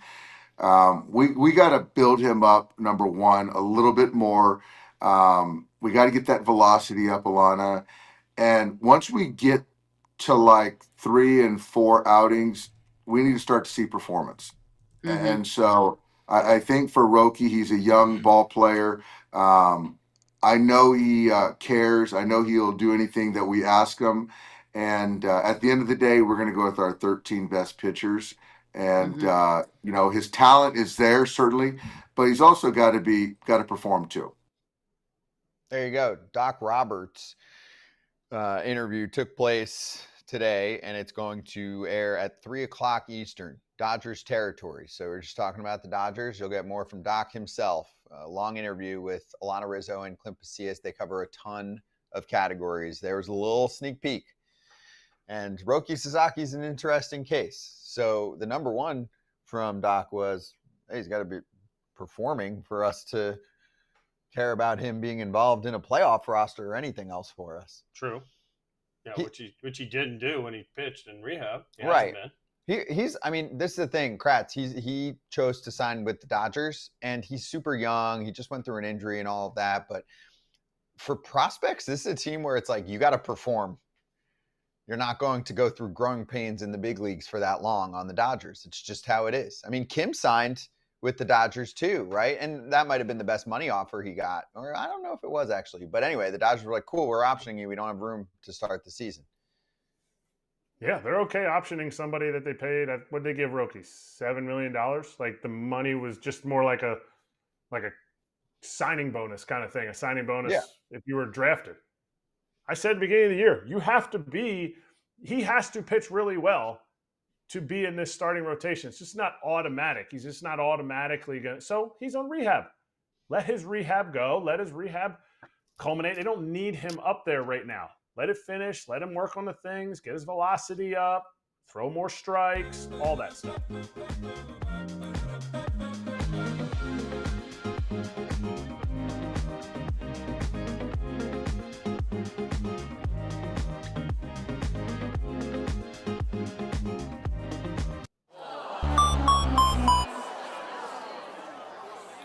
Will Carroll, injury expert, under the knife, the Substack. Make sure you check it out. Will, great to have you on. Of course, we always have you on with bad news. It is what it is. You're used to the role here. So we do want to start with one that seems pretty serious, even from, a non-baseball perspective.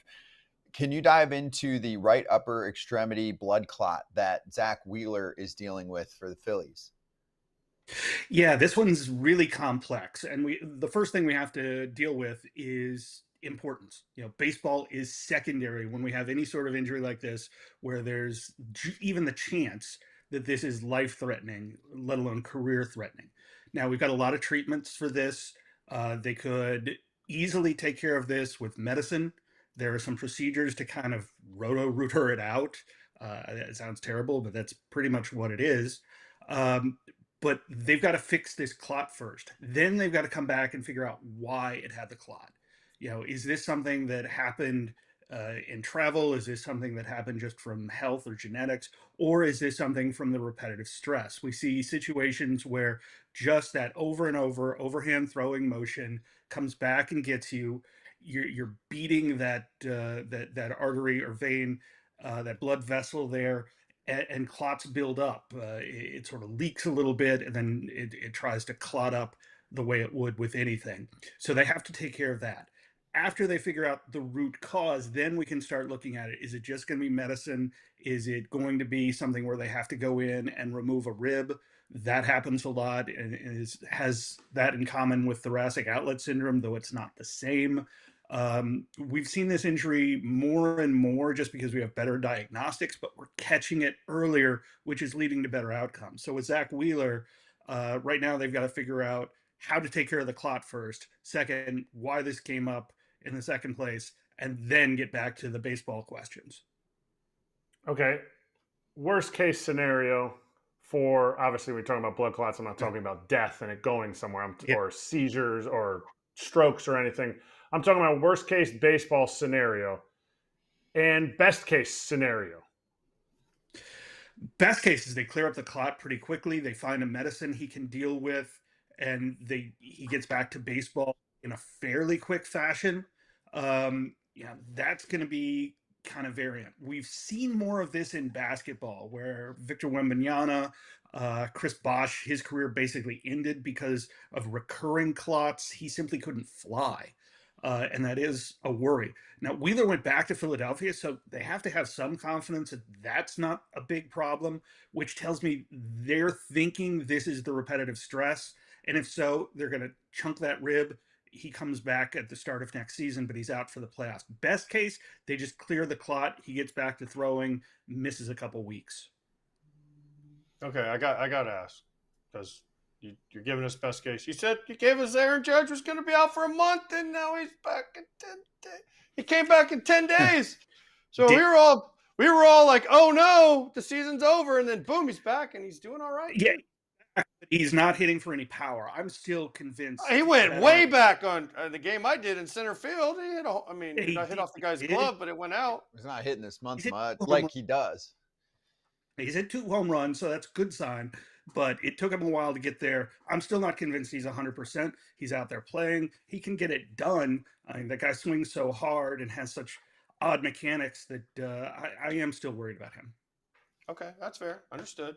All right, now we just talked about Roki Sasaki and how his rehab hasn't been going on. What do you see out of Roki Sasaki? Because his velo's gone. He was 98 to 100. Now he's 91, 92. That's the big worry, is because when he was doing live batting practice, there was talk about him living at 96, 97. And we were like, okay, now he's back. Remember, this guy has had a lot of arm injuries. He's really young. He had an elbow issue the year before he came over. Since he came back, he's been so baby that we can't even tell, really. So his velocity was down. His control was everywhere. I can't think being in Oklahoma City made him too nervous. So this is a concern. He's got to get back to just pitching. And even so, at that point, where does he fit in? He's probably not going to be a reliever just because he has a long, complex warm-up. Is he going to be kind of maybe a tandem guy? Do you put him in with Shohei Ohtani, who's building back up? He's at 5 innings now. There's a lot of ways this could go, but I think you guys had it right in the previous segment. He's got to pitch well before he can push his way in. They didn't spend so much money that they have to bring him up. They've shown they can burn money there in Los Angeles, but Sasaki's got a lot of talent. They got to get him right. All right, a team that needs starting pitching is the Padres, and they need Michael King to get back. When a guy's rehabbing from an arm injury, and the knee is the thing that acts up, without obviously knowing, did he tweak it somewhere or something else? There was nothing wrong in the MRI, but they removed a decent amount of fluid out of it, and he had a recovery. Is that more concerning? Obviously, if you see some type of structural damage in an MRI, then you're like, okay, we know what it is. When there's no structural damage, is it harder to diagnose and say, man, we can't just keep taking fluid out and expecting this guy to go 6 innings for us? Yeah, you're exactly right. The question is why. Let's talk about the first thing. Is I hate the phrase no structural damage, because what's a structure? I mean, is bone structure? Is the meniscus a structure? I would say yes. I think most people would say yes. Yet in an MRI result, those things don't really show up. You're looking at ligaments, you're looking at bones. People talk about, we didn't see anything on X-ray. Well, the X-ray didn't show the ligaments. That's not what it does. It looks for bones. I think this is a situation where he was doing a little too much. He was focused on his arm. I don't think they were letting him pitch too much where he threw off the knee. I just think his mechanics were off and he was slamming that knee in. If you think back to Mike Trout with that bone bruise, this is likely something different. I couldn't find that he'd had any sort of meniscus issues before, and this is usually what that is. That there's either a small tear or a previous injury where the meniscus was removed, and now we're starting to see that bone-on-bone grinding in there, and that's where you start to see some fairly significant deterioration that can happen quickly. And the body's response to that is swelling. That's the fluid they pulled out. So, when that's happening, it's going to repeat unless you correct the problem. Yeah, well, a lot of pitchers, they put so much pressure on their front knee, and when so that's a lot of pressure on that knee. So let's go to another pitcher, Chase Burns, that kind of set the world on fire. What's the one thing you don't want to hear when you talk about a pitcher? Flexor strain, right? What does that always lead to? A lot, I mean, not always, but a lot of times, right? It's flexor strain, and then it's Tommy John. Like, how big of a deal is this for Chase Burns and the Reds that he's got a grade 1 flexor strain? I don't know what that means, but I know that means he's got a sore elbow. Yeah, exactly. And this one is towards the elbow. They keep saying elbow rather than forearm. So, it's really on both sides, that tendon. I think what to realize is a couple things. First, it's a really low grade tear. There's 1, 2, and 3. 1 is, a little bit of tearing. 2 is significant tearing, a big chunk out of it. Grade 3 is, well, you got 2 ends. It's a full rupture. So they caught it early. They've got great doctors there. Tim Kratz and his staff do a great job with this. They've got an MRI right there in his office. So they're able to check this. I think that they caught it so early is good. That Burns, a guy who had the Wake Forest lab when he was in college, I think he's used to dealing with these kind of things. It's certainly not good, but like you said, we often see it lead to further elbow problems. It's certainly a red flag. So I think they'll be looking at this in the offseason. For now, it's a question of how does the context of the team play out? Do they stay in the race and he comes back in? If you remember, they've got his teammate and he hasn't pitched much, I don't think at all this season. So they've got to be careful with those young pitchers. They've had a lot of injuries with those. All right, I don't want to brush off elbow injuries, but I do want to brush off young pitchers and go to my buddy Josh Hader, closer for the Astros. Astros have been playing really well with injuries. Now they lose their closer. Is there a better, because it's a shoulder strain, I think is what he was listed at. Yeah. But, yeah, go ahead. No, I was going to say, they're calling it a sprain, but it's really neither. It's the shoulder capsule, kind of that gummy thing that holds it in place. And some people say, it's cartilage, so it's not a sprain. Some people say, well, it's soft tissue, so we'll call it it's a capsule injury. That capsule starts to get tears in it, and they used to kind of heat shrink it, like you do with packages. They don't do that anymore because there wasn't much control. No surgeon in the world wants to do surgery on a shoulder capsule because it's so tough to get it right. There's a new technique where they kind of fold it over. You don't want that. You don't want injury to begin with. This one is tough for a pitcher, short of it's rotator cuff, shoulder capsule, and then teres major. Those are the ones you really, really don't want. This one's a bad one. He's not coming back in the regular season. I don't know if he's coming back this season at all, but they're going to have to get this right. And he is going to be doing a lot of work with the physios, the rehab professionals, and hopefully not the surgeons. That's what I was going to ask you. Is there a scenario where this works out better because he is a closer and not a starter? Is there less work in the sense I've seen the rehab without surgery? Is it less work for a closer? Not just because he doesn't have to ramp up his pitches, but just that work period where you have to get that shoulder strengthened and not loosening, loosey-goosey in the back there. Is it better for a closer than a starter? Yes and no. It's you're exactly right that there's not as much workload, but there's more force. So it's a question of does 1 or 2 really hard things be worse than 10 things? It's kind of like the old do I want to fight 10 horse ducks or 100 duck-sized horses. Both are not good. You don't want this injury, whether you're a closer, whether you're a starter, whether you're a position player. Hey, Will, thanks for going through the long list here on a Monday. We saw players dropping down over the weekend and all that. Yeah, you got something? Final words. Just a quick question. Kratz was mentioning not seeing a pitcher in season. Is this still true with the age of the traject machine where guys are seeing pitchers and their stuff hundreds of times, even before an at-bat? Nothing can replicate actual pitchers that you're facing. It's pretty close. In my opinion, the traject does a great job. Yeah. But when you're talking about guys with elite stuff, those traject machines throw pitches out that you're like, for real? That's exactly what it looks like? Some of them are spot on, but some of them, especially with the unique pitches, especially when you talk about like a Roki Sasaki, that machine is going to try to throw something out there, and it's going to look like a knuckleball, and you're like, no way, that's actually it. But I haven't worked with the traject and then actually implemented it into the season. So I'm not 100% just going on what people say. Well, here's my big thing. Here's my big thing, and I never hit off the traject, but it throws all strikes too, doesn't it? So it throws all strikes. It might be different pitches, but it ain't throwing you the slider in the dirt. It ain't throwing you the fastball above, right? Or does it throw like – it can throw like sliders in the dirt? Yeah, it can completely replicate exactly what the pitch was from the data that MLB, kind of the StatCast data. And so if you saw a pitch in the dirt or a slider that went outside that you chased, it can replicate that. So you can see that pitch another 100 times and figure it out. But plus they don't use real balls though, right? Aren't they softer balls, Kratz? They use softer balls? I forget exactly what it is, but we'll have to get you guys in with the traject guys. They're friends of ours. You don't want me to break that machine, Will. You must not have saw me with the bananas. I did. I'd be all right. We'll take that intro. Yeah. We'll take the intro and see you guys face all kinds of big. I'll take all them dudes deep in a cage. Hell yeah. Will, good stuff. Thank you so much for the time. Injury expert Will Carroll. Make sure you check out the Substack Under the Knife. Appreciate you. Thanks a lot.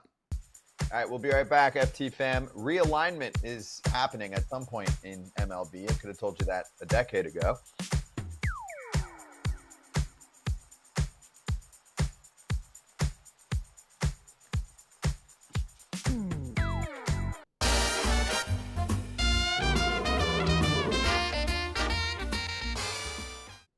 All right, BetMGM locks. Let's look at Friday. Pap went crazy with his parlay that didn't hit.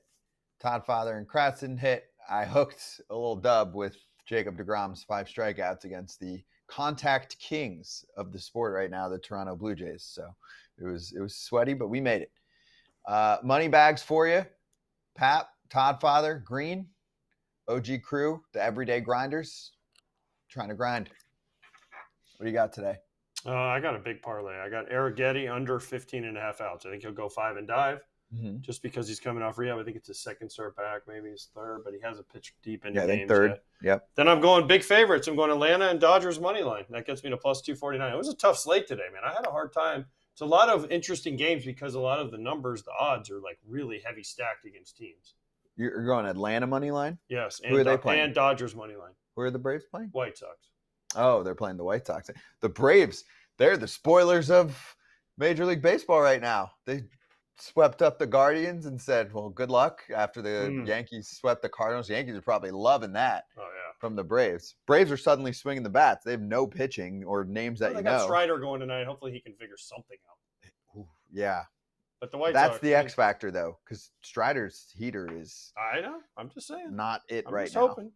I can hope. Don't squash my dreams, Scott, I'm not squashing your dreams. But last week at one point you told me that someone who gets a lot of run support, and then he, of course, didn't get much run support. That's not true, Max. Who was that?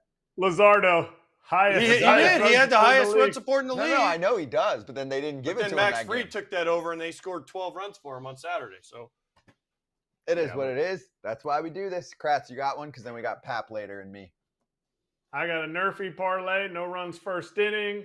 I'm taking the Pirates versus the Blue Jays. Paul Skeens has given up 1 run in the first inning. It was last week against the Brewers, so I'm taking that. The Pirates lineup stinks. And the Cardinals, no runs first inning, comes out to plus 170 deuce. There you go. Good luck to you both. We'll show Pap's lock, and I'll go over mine a little bit later. Swinging back with Rob Manfred's comments on the Little League Classic telecast next on FT.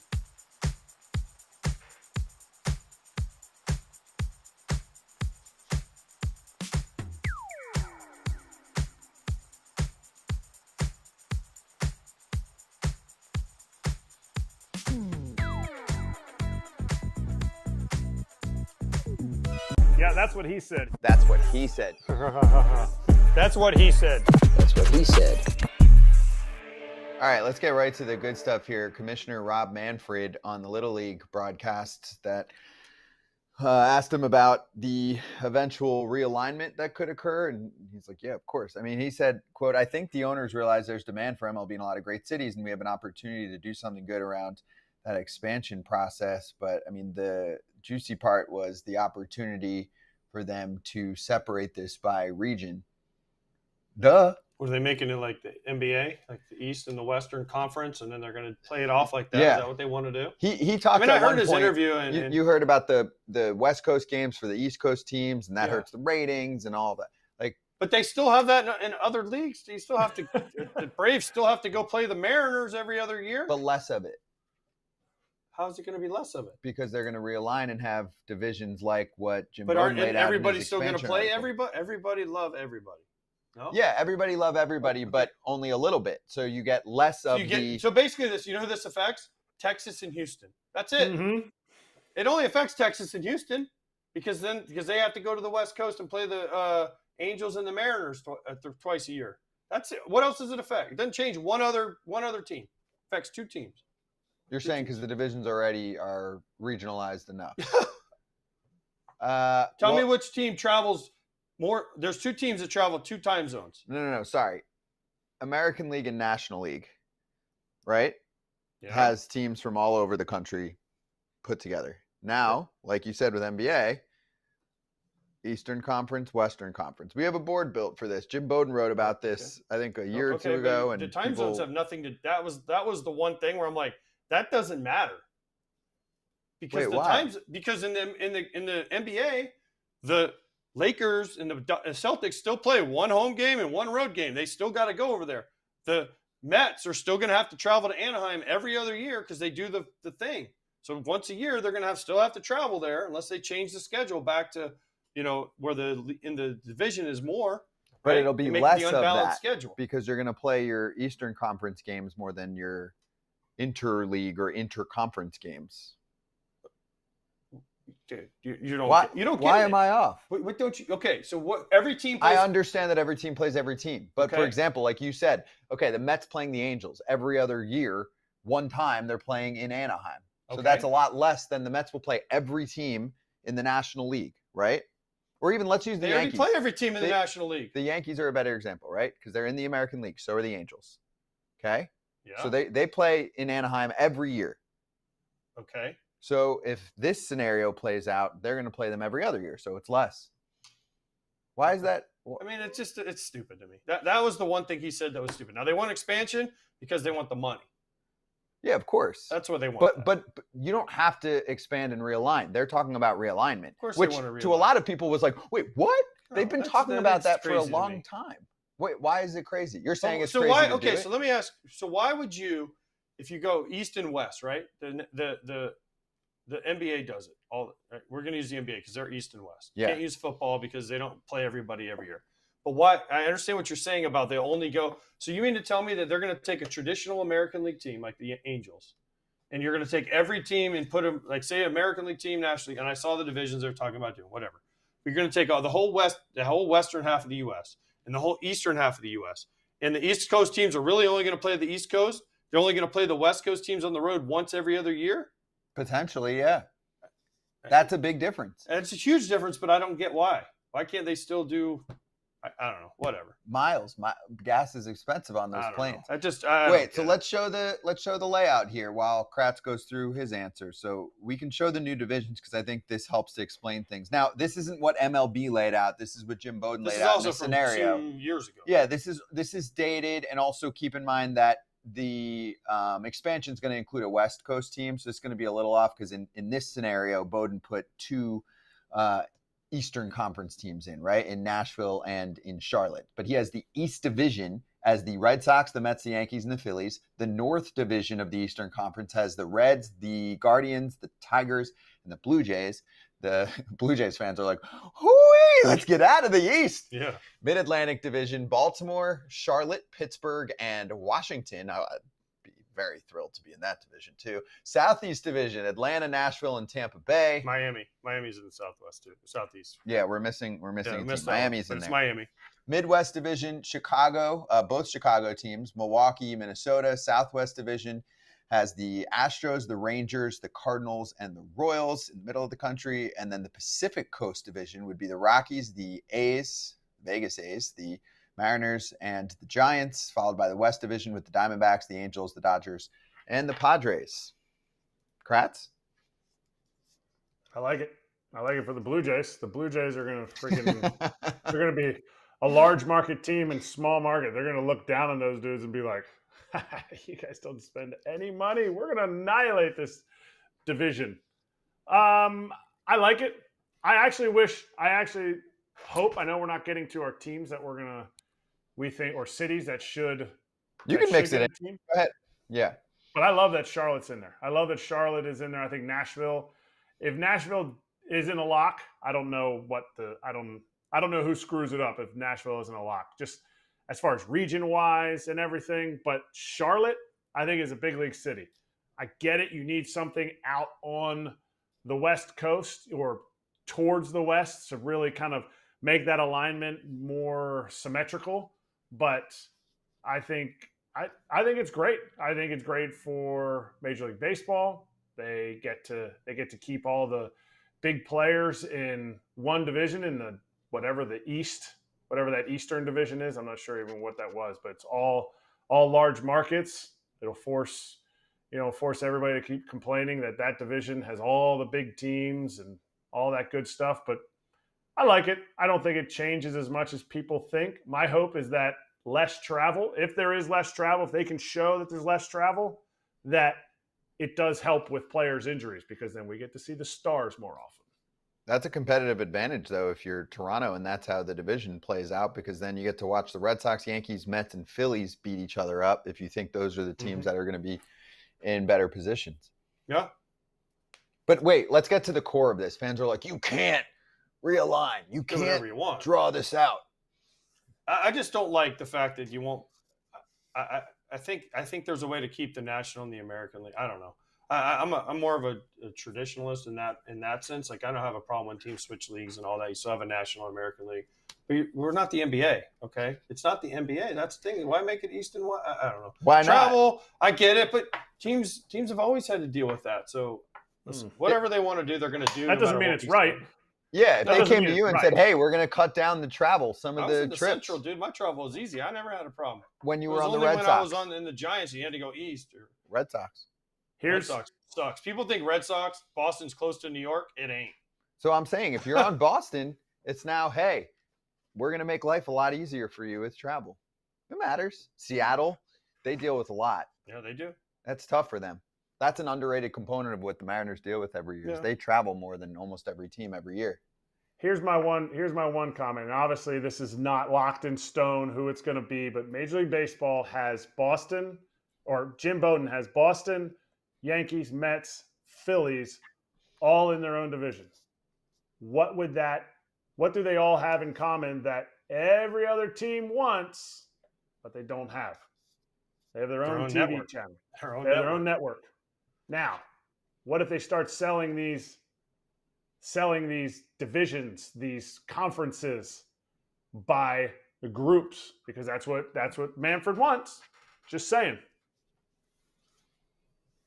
Phillies don't have their own network like that. They have NBC Philly. Yeah, it's part of NBC.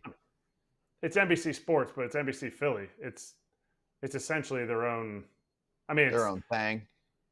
Right. I mean, the Giants also have the same NBC Sports. Yeah, but it's not their own network. They don't. Right. Own They don't own. They don't it. own It's not the an network. O&O. Yeah. Like the Mets and the Yankees and the Red Sox do. They own their network. That's to me. That's a whole separate That's argument. a whole different thing. That's a but business the other which thing we've about talked this, about a think lot. About this: would certain places get better ratings? Like that Mets, Phillies, Yankees, that would get. He's all worried about like the TV ratings, but then you throw in, I mean, the Reds, that division with Toronto, those ratings are going to probably be less. Not knock on those fans. There's just less people there. How about this? You're going to have more matchups between the Mets and the Yankees, the Cubs and the White Sox. You want a little more of that? No? They play 6 times a year already. I mean, they're going to play 12 times a year. Then it waters it down, I feel like, a little bit. Doesn't make it as special. Now, again. You're on the White Sox, and it's just like, hey, going to Wrigley again. I mean, the travel's great, but I played in the Central. The travel is always great in the Central. It's going to happen. For people that are complaining about it, this has been planned for a long time. The surprising thing to me, the expansion teams. Do they go to Nashville and Portland? Do they go to Nashville and Salt Lake? Can they find teams that'll give them $2 billion or $4 billion, whatever the expansion fee, whatever they decide it is, and then they got to build a stadium, and then they got to do the teams and everything. So you're looking at $5 to $6 billion to get a team. There ain't a lot of places that can do that. Mm-hmm. I know. Go ahead. Quick, say your teams. Because we got to go in a sec. I said Portland. Yeah, you guys both think Nashville. Right. I said Nashville and Salt Lake. Yeah, I'm with you on that one. I got Nashville and Salt Lake as well. Just it's a pure money government situation. Is there money there from an ownership group? Mm-hmm. Is the government on board to give a lot of tax dollars? That's how they put these things together. That is the biggest factor. Obviously, they've got to make sure it's a market that they think is going to succeed. Blah blah blah. But anyway, the part to me that was shocking about this yesterday wasn't that Manfred spoke about it. I don't think he said anything that surprising. I was just like, why did fans not know? I mean, this has been talked about for 10 years. People were like, breaking news. Rob Manfred talking about realignment. I'm like, they've been talking about this forever. Has been talked about forever. Yeah. So that's his legacy. That's his legacy. He wants it done. He'll get it done. Yeah, I'm fine with it. Call me new school. I think it's fine. We can make changes. Anyway, Slap Pants coming up next, and we do have to get to a story that was pretty bad over the weekend. Pretty bad situation that occurred that's going to result in, I think, a long suspension. This is bad. Yeah, we'll get to it.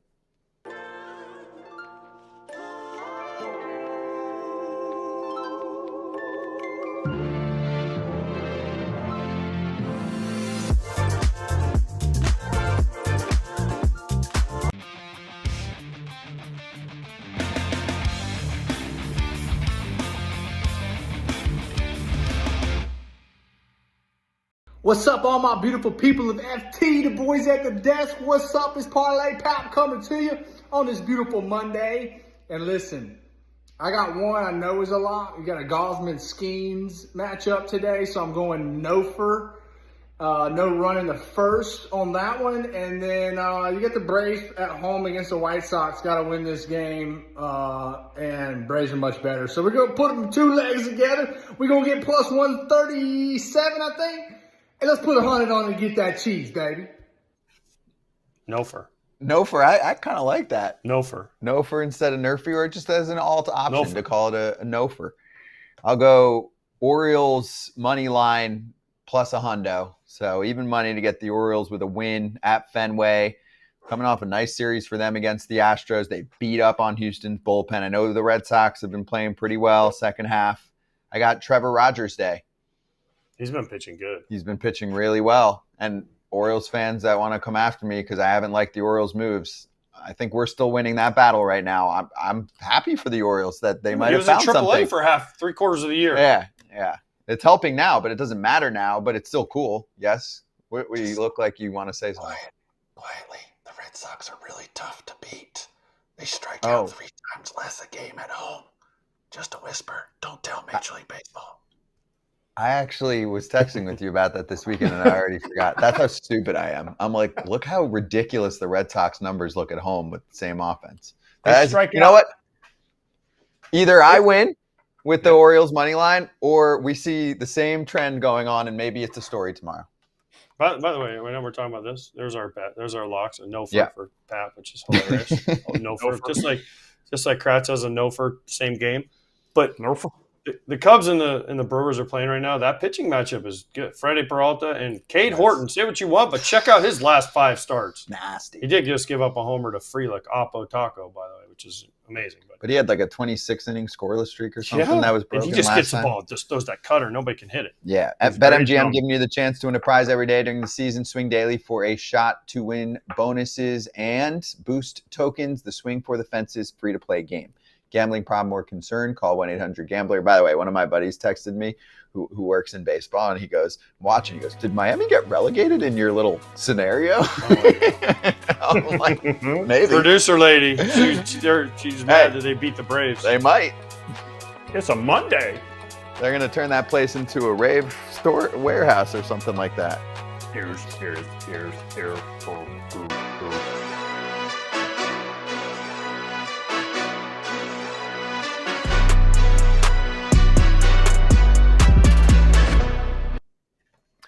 All right, people. Like I mentioned, I teased. We're going to talk on our bonus section here on YouTube later about the Victor Robles situation. We'll get to that. We only got a minute here. So let's do Kratz Hatz, while I also remind everyone that Dave Roberts' conversation is coming up on Dodgers territory right after our show if you're watching online.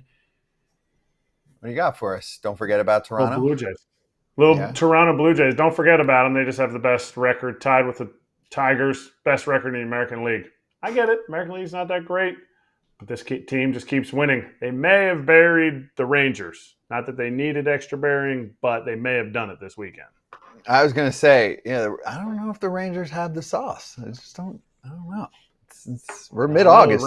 So Blue Jays are a good team. They don't hit many dingers, but the ball was flying out of Toronto this weekend. Whew. Roof was open, ball was slinging out of there. I like it. Yeah. Toronto's gearing up for the playoffs. It's a playoff team. Mm-hmm. Got to hang on to the division, but I can tell you this. If they win the division, guess who will be in Toronto? For a playoff series? Get your passport ready. I mean, unless they play the Yankees or the Red Sox, maybe. Right. Should be great restaurants in Toronto. Great city, Toronto. Easy travel. Well, except for getting there. Well, the whole custom thing. Yeah. It's a thing. You can have a passport. Yeah. Right. Passport, that gets you in.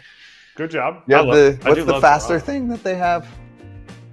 Fast pass? Global entry? I have that. Yeah. I have it all. Scott. Travel as much as I do. You got to have everything. I agree.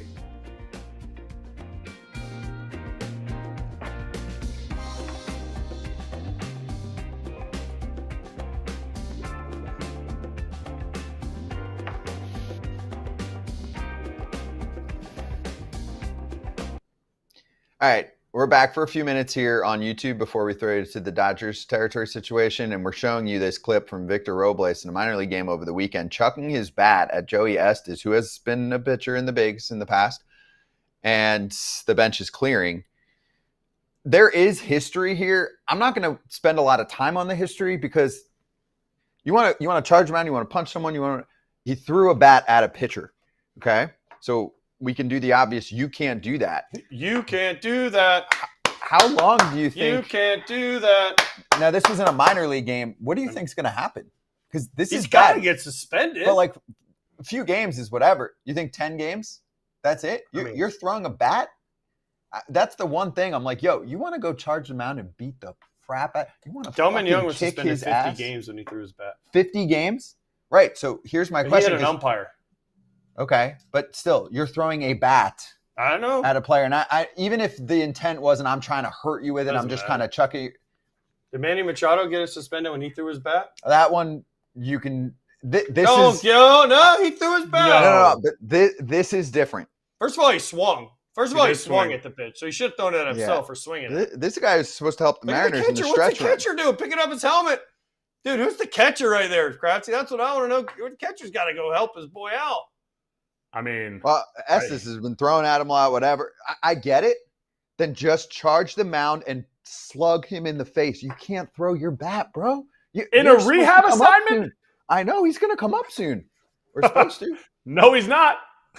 No, he's not. This is gonna be a little bit. His one fortunate thing in the minor leagues, you're getting suspended and you got no recourse. He's a big leaguer, so I think he'll be able to like appeal it, and I think it'll be 10 to 15 games. But that's huge. That's a big league player. Like I've never seen it before. I've seen big leaguers get thrown out in rehab games. I mean, Joey S is just absolutely just ripping the man's ribs apart, just trying to rehab. Oh, he picked his helmet up again. Same catcher. Must love Victor's helmet. Like, I get it. You want to be like, what the fuck is this guy doing? Yeah. I'm going to tear this guy. Go ahead. Never Go a bat. tear him up.